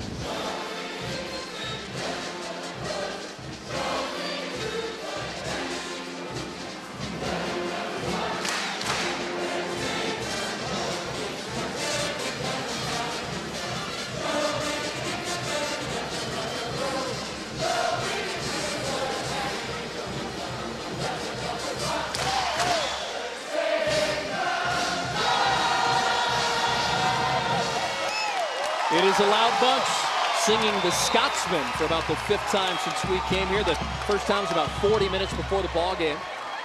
They open up the gates 1 hour prior, so at 8 o'clock here Mountain Standard Time, and there was a rush of fans. Some who camped out. It was 22 degrees outside today here in Logan. Tell you what, you wouldn't catch me camping out in 22-degree weather. A comfortable 22, 23 though. There was, you know, a lot of sun. If 23 can be comfortable. Exactly. For about, what, 90 seconds? So Utah State with a 4-point advantage. Again, the Aztecs only yield 55.4 a game. They've already made their trap, and a timeout being called by Utah State. They'll have 3 left. Great awareness there by Preston Medlin. He realized that they were about to get a 10-second count, ran up to the official, called that timeout. Yep. Yeah, because this year, the officials look at the clock. They don't use their arm anymore. Here's what happened in Mountain West Conference play this afternoon. Final in overtime, Wyoming knocking off that pesky Nevada team by 2 at home. Colorado State nearly the upset. New Mexico State won both their games this year against the Rams in the regular season. Boise State, a big winner. And a final in overtime, UNLV getting a win over Fresno State. And we look at the top 6 in Mountain West Conference play. SDSU with a half-game lead that's in jeopardy now. New Mexico will be in this building on Tuesday. You and I will have the game on ESPNU. We'll be right back here. Tough stretch for Utah State. UNLV on the road, then back home against the 1 and 2 teams in the conference. The Aztecs and the Lobos, so this could be a big get for them if they can win it. Stu Morrill is going to learn an awful lot about his team and how they stack up in the Mountain West. Moore saved it from going out of bounds. 4 to shoot. Butterfield to Moore. 2 to go, and he had it stripped away with 1 to go on the shot clock. That's the 9th steal of the game for San Diego State. Thames may have to take over, and Thames drew contact against Jordan Stone. 6'10" junior from Smithfield. That's his 3rd. But this San Diego State team, time and time again, they need a big play on the defensive end. Xavier Thames comes up with a steal. This time, does not get denied on the pick and roll. Tries to turn the corner, gets fouled by Jordan Stone, and obviously comes up shaken. With 5:14 and counting, Jared Shaw comes back in with a 4 personal fouls. 1 of 5 shooting, 4 points, 7 rebounds. They're going to need him on the glass the rest of the way out. Here's O'Brien with a spin move. Aztecs have gone 4 minutes without a bucket, and that stretch will continue.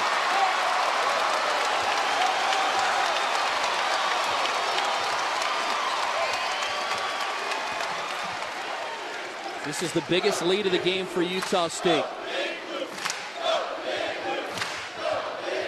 They haven't hit a 3 or attempted one in a while here.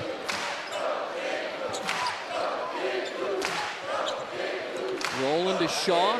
Touch left of the lane against Spencer, who's done a tremendous job defending Shaw, and he got him to commit an offensive foul.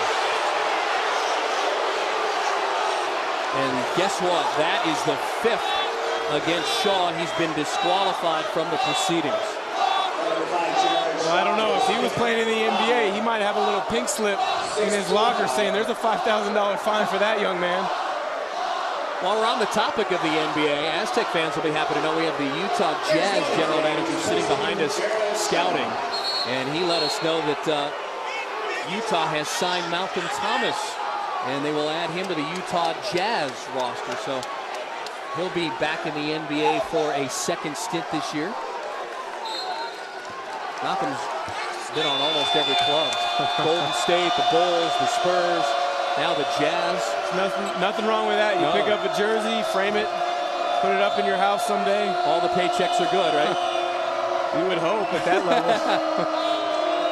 Here's Thames with a drive and a kick out to Quinn, and a reach-in foul against Medlin, and Xavier Thames is hobbling right at midcourt as if he turned an ankle.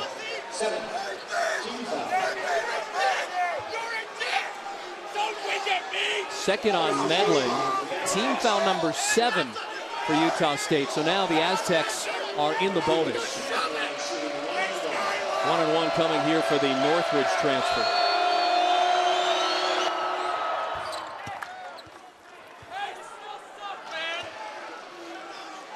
Xavier Thames still trying to walk it off between the circles. Can't afford to have him out of this one. He's the only Aztec so far in double figures. Nobody else is even close. 2-point game. Again, San Diego State was favored by 2.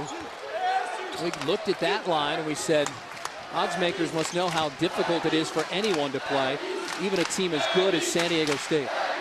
Well, Utah State is good in their own right. It's an adjustment coming into a new conference, learning the other programs and their strengths and weaknesses, but they've looked very good tonight. And there's a foul on Rowland. It's going to be the 3rd on Rowland. And a timeout on the floor. Don't go anywhere. 3:51 to go from Logan, Utah. The crowd's in it, and why not? Aggies are up 2.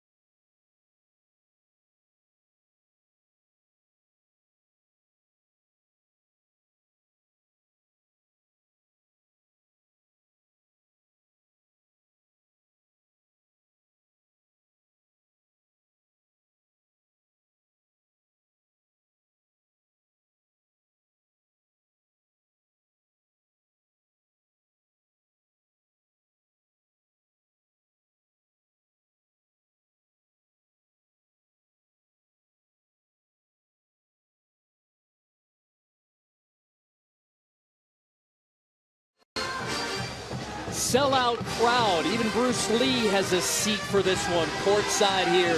7th-ranked San Diego State. They haven't lost on the road this year. Utah State 10-1 in this building. Playing a ranked opponent for the first time since 2007. And with 3:51 to go, Utah State has a 2-point advantage. We did a game against Boise State. Maybe it's just you and I. Came down to the final shot at Viejas Arena about 2 weeks ago. Yeah, that did come down to the final possession, and I've got a feeling it's going to come down to the final possession again here tonight. On that night, Derek Marks over Xavier Thames, and he just missed. And San Diego State escaped with a win. They're trying to win their 17th in a row. They're trying to equalize here this time down the floor, rather. Utah State again in the zone. The highest rated team Utah State's ever beaten in school history was a 5th-ranked team, and a great pass inside. Thames to Josh Davis. Great find, but an even better finish for Josh Davis. And that's one thing. If you're Utah State, go ahead and foul him. Josh Davis struggles at the free throw line. Does so many good things, though. There was a game against Fresno State. He was 0 for 8 from the floor. Scored a mere 2 points from the free throw line and still had 13 rebounds to help his team. He's one of those guys that can impact the game without scoring, both on the glass and on the defensive end. And there you see a great job of Preston Medlin. Get his shoulders down on the penetration, not being denied, trying to get in the paint, but that's called the way the new rules are meant to be called. Anytime you get your hand on the offensive ball handler, that should be whistled a foul. That time it was called. My score sheet has Quinn as picking up a 5th personal foul. Davis just got a 10th rebound for the 13th straight game. Quinn's still out on the floor with what the score sheet has as 5 personals. Thames got fouled. And that is Rowland getting extra aggressive.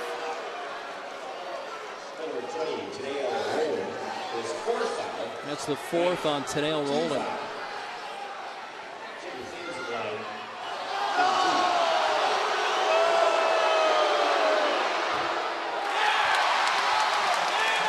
Again, you talked about the free throws.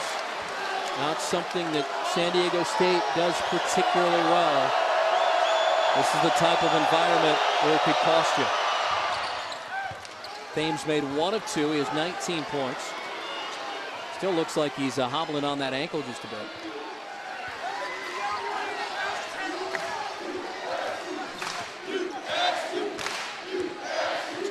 One more foul by San Diego State. Utah State will be in the double bonus.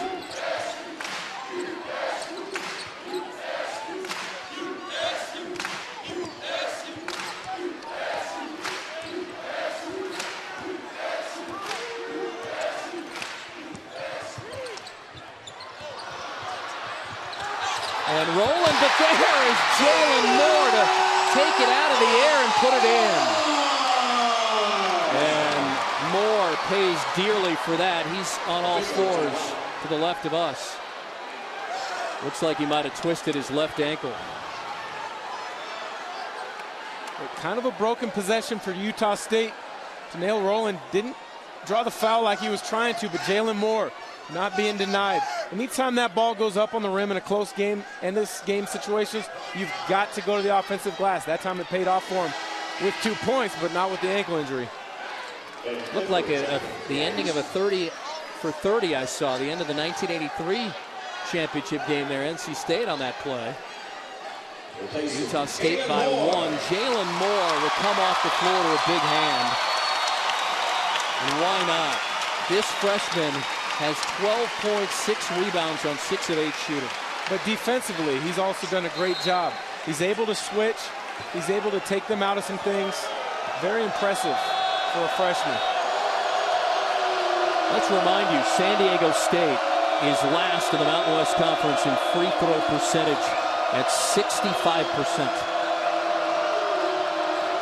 In this game, they're 10 of 17. Thames leaves it for Davis, and Davis scores. But right there, if you're Utah State, burn a foul. Josh Davis had this shot fake, 1 dribble up and under, finish on the other side of the rim. Put him on the line, make him earn at least 1 point. San Diego State now has the lead, 55-54. Coming up on 90 seconds to go from Logan. Aztecs looking for their 17th straight win. Trying to go to 7-0 in conference play. Best start in the Division I era for the Aztecs, as far as conference play is concerned. Butterfield around 2, drives in, and Spencer swatted it away. Another block by Skylar Spencer. Couldn't have come at a better time. And the Aztecs are going to get the basketball with a lead with 1:21 to go. It's almost like they can sense it's winning time. Defensive rotations are quicker. Help side talking is much better these last few possessions for the Aztecs. Just the second block of the game by Skylar Spencer, who went into Allen Fieldhouse in Kansas and recorded a career-high 6 blocks, but perhaps none bigger than that one right here. Speaking of playing at Kansas, San Diego State went in there and won a basketball game, holding Kansas to less than 30% shooting in the game and knocking off Bill Self's club by 4 points, 61-57. Well, that was a very impressive win, but Kansas has kind of righted the ship since that big loss. So come NCAA tournament seeding time, this is going to be an even bigger win for this Aztec program than they anticipated even at this time. Aztecs ended the Jayhawks 68-game non-conference home winning streak. Big road wins for them at Gonzaga, we talked about, at Arizona, the third year of Sean Miller's tenure there before he really had them rolling, and then at Kansas here earlier this month. When play is dead, Jalen Moore will come back in even with a bum wheel. Utah State is showing zone. They did this a possession or two ago, showed zone, dropped back to man. This time they're staying in just a zone. Played a lot of 1-3-1 zone against UNLV. Did not disrupt the rhythm at all of UNLV. Aztecs shooting 40%. Thames with a floater. And that's going to Utah State's way with exactly 50 seconds to go. Xavier Thames get into the lane, dribble penetration, floater just wouldn't drop. But Utah State doing a good job of keeping the Aztecs off the offensive glass. Must-see TV here tonight from Logan, Utah. Aggies are 10-1 at home in this building this year. Pacific, the only team to win here. No one in Mountain West Conference play has won in this building yet. 1 point Aztec lead. Medlin to the corner. Roland. Dish out. Moore has been the hero. Will we get another chance? That's off the mark. And the rebound corralled by Quinn. Utah State's got a foul. And they do with 16.1 to go, and Roland will commit his 5th personal, and he'll be disqualified. All right, now you talk about San Diego State, who's going to get 2 free throws again. They are 10 of 17 at the free throw line in this game. That's 58%. 65% from the charity stripe on the year. But if you're the Aztecs, you've got the one guy at the line that you want. Xavier Thames coming into tonight shooting almost 81%. So you expect him to hit both, but you're hoping for him to miss one. X is 3 for 4 at the free throw line. Now if he makes this, obviously there's plenty of time. You can get to the basket, take a good 2 if you have it, but you're probably going to look for a 3. If he misses it, you just go for the first good shot. Utah State has made 4 second-half threes, but it's felt like an eternity since they buried their 4th. That was in the opening few moments.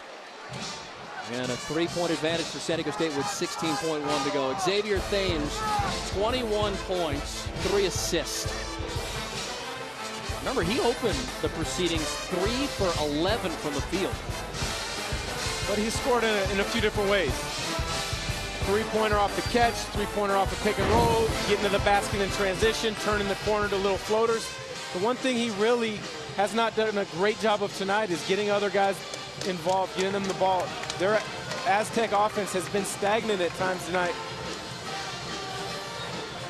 Xavier Thames finally injury-free. He'd been battling a bum knee and a bum back that had cost him games the last 2 years.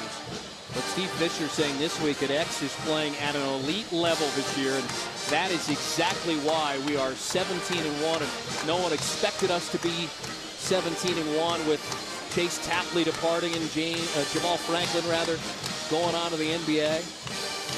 They wound up losing 3 starters from last year's team.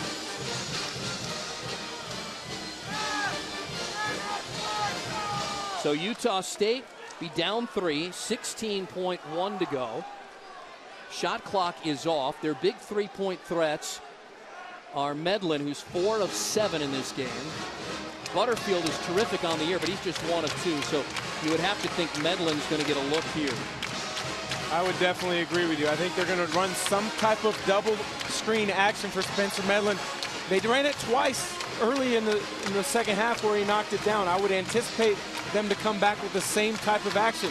Now, if you're San Diego State, you want to take them off the three-point line. Don't let them get a clean look.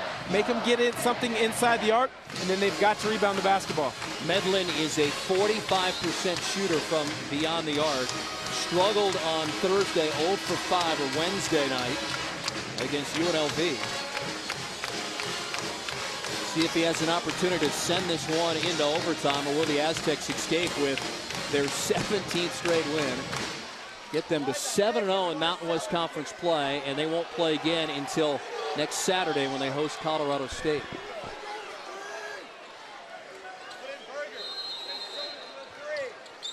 Here we go. Aggies need a 3 to tie. Davis picked up the screen well. Butterfield, he'll try it for the tie, and will make it with 2.5 to go. San Diego State will try and win it. Here is Thames and a whistle and a timeout by San Diego State with 2.3 to go.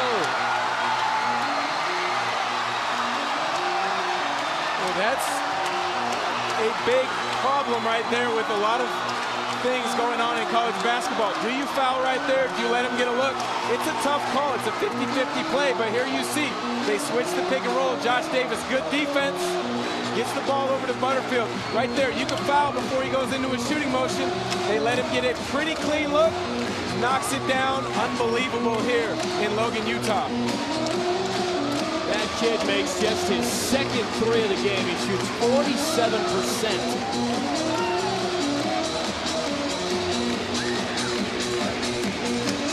Tied at 57 with 2.5 to go. You have to think Xavier Thames is going to get a chance at a game winner here. Well, the thing is, they're going to have to go almost. They're going to have to go the length of the floor. So we'll have to see what Coach Fisher has drawn up. Will we have bonus basketball, or will San Diego State win their 17th in a row? Well, I tell you what, close games all over the Mountain West Conference early in league play. That's because it's a great conference. You never get cheated in the Mountain West Conference. So Aztecs now length of the floor.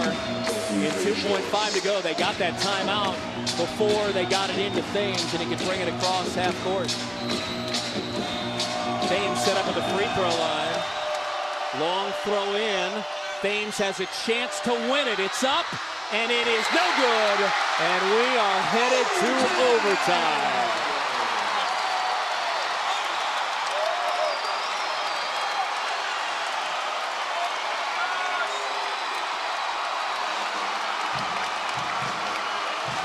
We told you it would be tight. Well, length of the court pass. Heck of a catch for Xavier Thames to even grab it in a crowd and then to get it off. I mean, Utah State very grateful that that ball didn't go down. But you know what? Wouldn't expect anything less in Mountain West play this year. So San Diego State will go into overtime for the first time this season. Utah State played an overtime game in this building against UC Santa Barbara back on the 20th of December and came away with a 6-point victory, 77-71.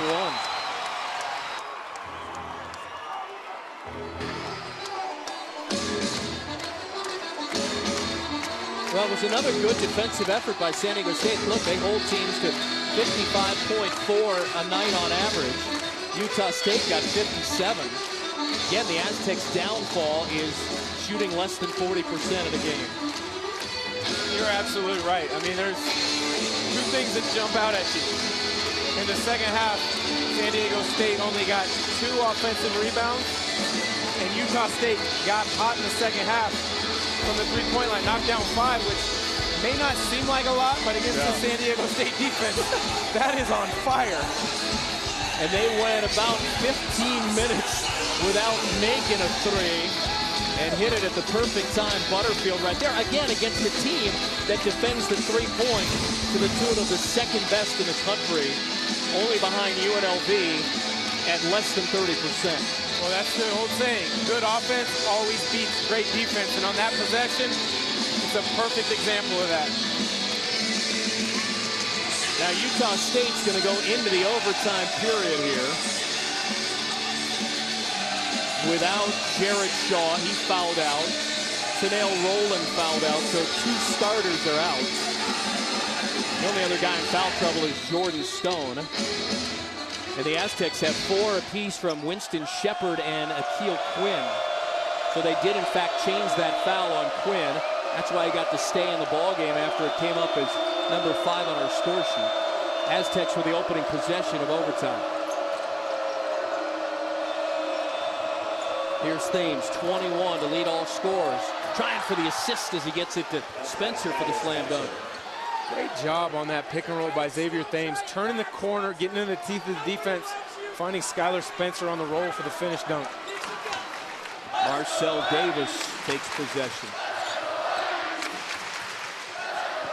Butterfield, a hero at the end of regulation. Making that 3 with 2.5 to play. Medlin gives it up to Moore, and he has the lay-in on the baseline. And again, defensively, San Diego State doesn't have the attention to detail that they've had throughout the year. Their weak side rotation has been a step slow most of the night. Jalen Moore, 7 of 10 from the floor, 14 points. Entry pass inside to Davis, and Davis got around Stone, and Davis got called for the offensive foul. Well, that's the correct call, but good job of getting the ball inside off the pass against the zone to attack it. But you can't hook like that right in front of the ref on the baseline. You get called every time. And another steal for San Diego State. That's their 10th of the game. Here's Thames. Making a bid for Mountain West Conference Player of the Year, a 3rd of the season in. Been outstanding. Floater and bangs it off the glass. Well, he does it on both ends. Defensively, he gets his hands on a lot of balls. He's their leader on the point of attack defensively. Then offensively, he's just big shot maker for this team. 23 for Xavier Thames.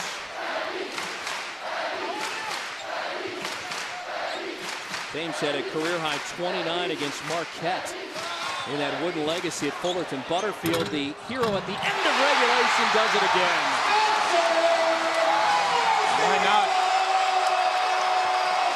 San Diego State tried to down that pick and roll, not allow him to use it. He would not be denied, came off it anyways. Therefore, there's no big showing on that pick and roll. Allows Spencer Butterfield a clean look. 19 for Butterfield. Utah State back on top by 1.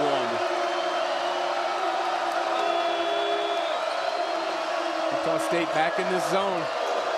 Aztecs got to get dribble penetration. Get some movement. A little stagnant right now offensively. What a great Saturday night basketball game. Quinn with 4 to shoot, missed.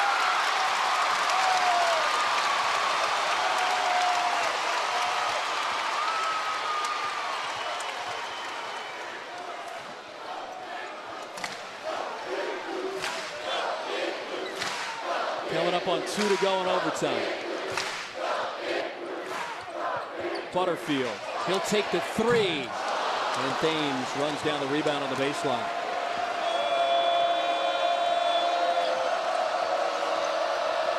Xavier to give the Aztecs back the lead. That's a tough shot he hits from just inside the free throw line. 63-62 San Diego State. Drag, pick and roll in transition. Jordan Stone got caught in the paint. That's a little pull up there by Xavier Thames. Meantime, the Aztecs, they've never beaten the Aggies. 4th ever meeting, they're 0-3. They lost in this building in 62. Entry to Stone, and Spencer with a block. Davis came away with it. That's 2 big blocks in the stretch here for the sophomore from L.A. Price. Well, he averages about 2.5 blocks per game. Very active on the defensive end. Aztecs by 1.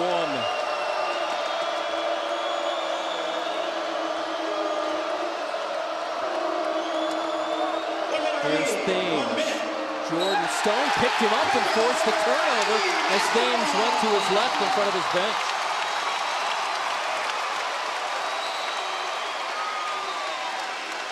That's only the 6th turnover of the basketball game for San Diego State. Now the officials, Randy McCall wants to take another look. You can do this now in overtime. Did that go off the foot of Stone? Yes, it did. It did go off the foot of Jordan Stone, but this pick and roll as compared to the previous one in transition, he's up at the point of the screen, hedging, did not allow Xavier Thames to turn the corner. San Diego State is going to get that basketball. So they reverse the call. Randy McCall gets it right. They've been doing that tonight, the officials. San Diego State has got to be aware there's 9 seconds left on the shot clock. Got to be able to get into something quickly. 59.1 to go.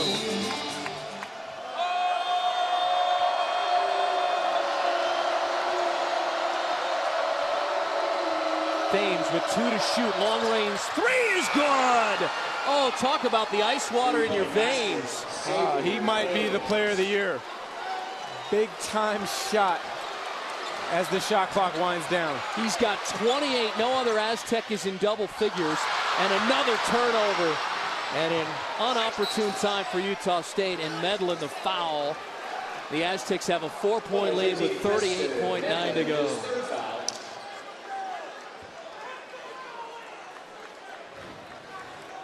Shot clock going down.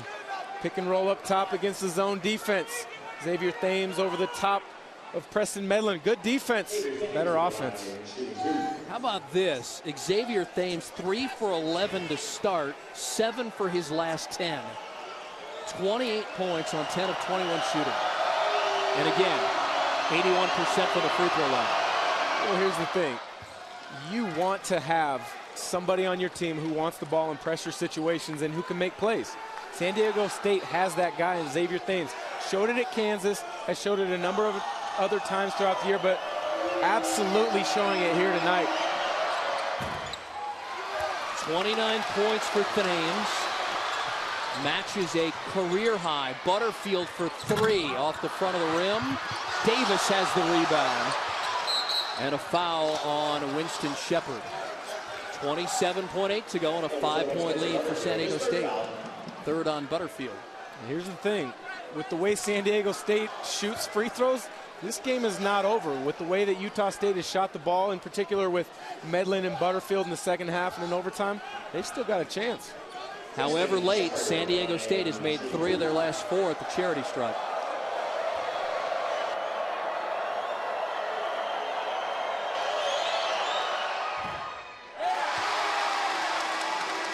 Keeps the door open ever so slightly for Utah State.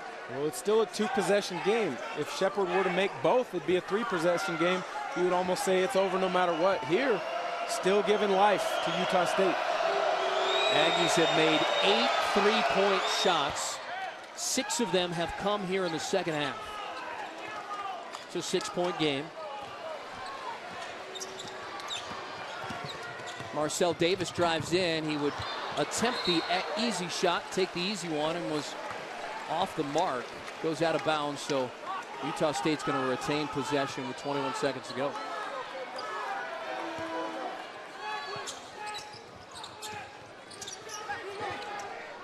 Medlin into Moore. The crowd has been taken out of it here.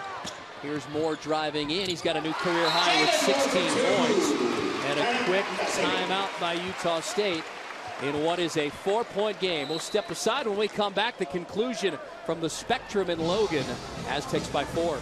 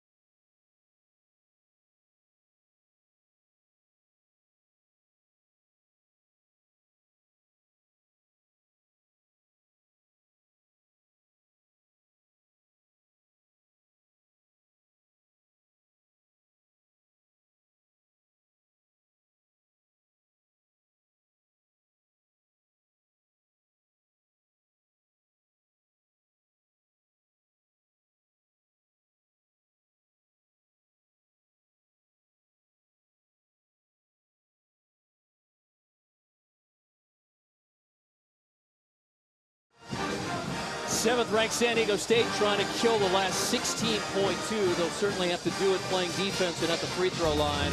They have Xavier Thames to thank for the fact that they have a 4-point lead with 16.2 to go. Well, a career-high 29. Big play after big play here in overtime. There, a little floater in the lane. Shot clock running down. Knocks it down over the top of Spencer Medlin, but he's done it on both ends of the floor. Making big shots, getting hands on balls, deflections, steals on the defensive end. Again, making his case to be the player of the year in the Mountain West Conference. Think he'll have an opportunity here probably to rewrite his career high. Aztecs want to try and get this basketball to him. He's their best shooter at the free throw line. He gets it in, and he'll be fouled by Davis. And now an opportunity at the line for points 30 and 31. More importantly, if you're an Aztec fan, you hit those two, you're up 6. Back to a 2-possession game with 15.4 to go.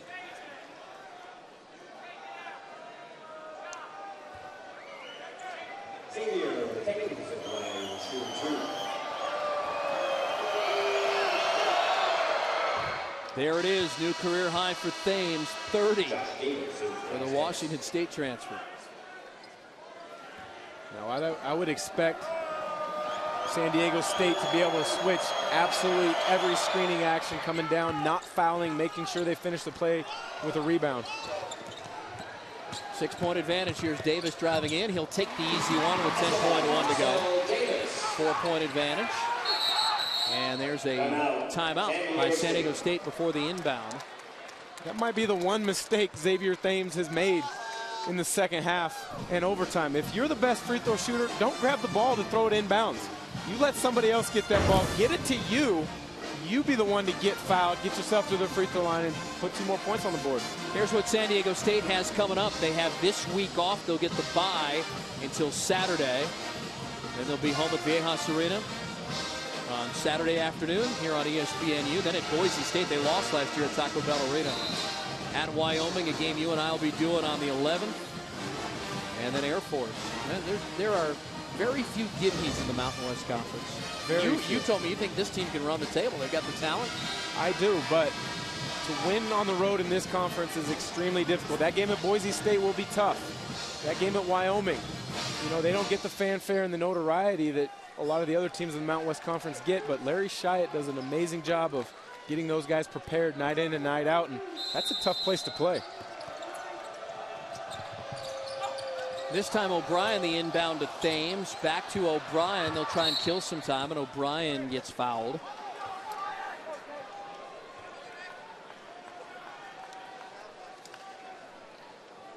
Still a 2-possession game, and unless O'Brien doesn't make the free throw here, and then there's, you know, a fouled 3-pointer.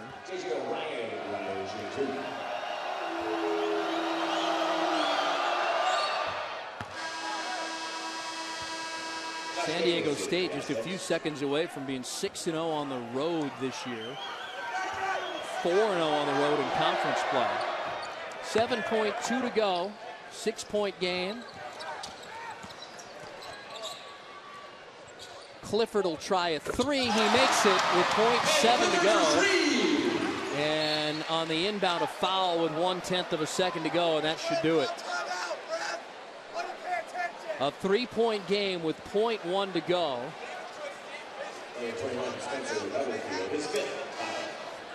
Now, if you're San Diego State, the best thing to do, make one of these and miss the second one, because all you can do with 0.1 to go is tap it in. So you don't want to give Utah State even the slimmest of hope with maybe an inbound throw.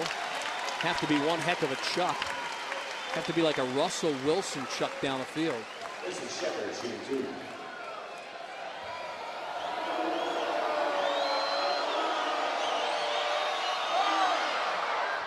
That should do it.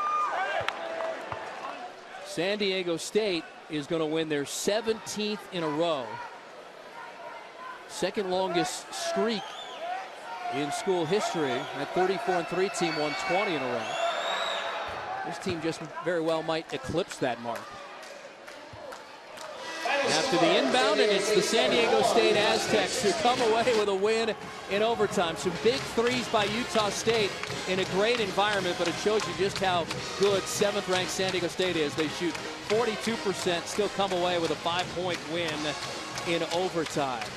Story in this one, Xavier Thames, 31 points. Winston Shepard had 10, and the Aztecs have won 17 in a row. 7th-ranked team in the Associated Press is 18-1. For our great crew and Dan Dickau, I'm Steve Quist, and send it to Matt Schick and Adrian Branch in our studio.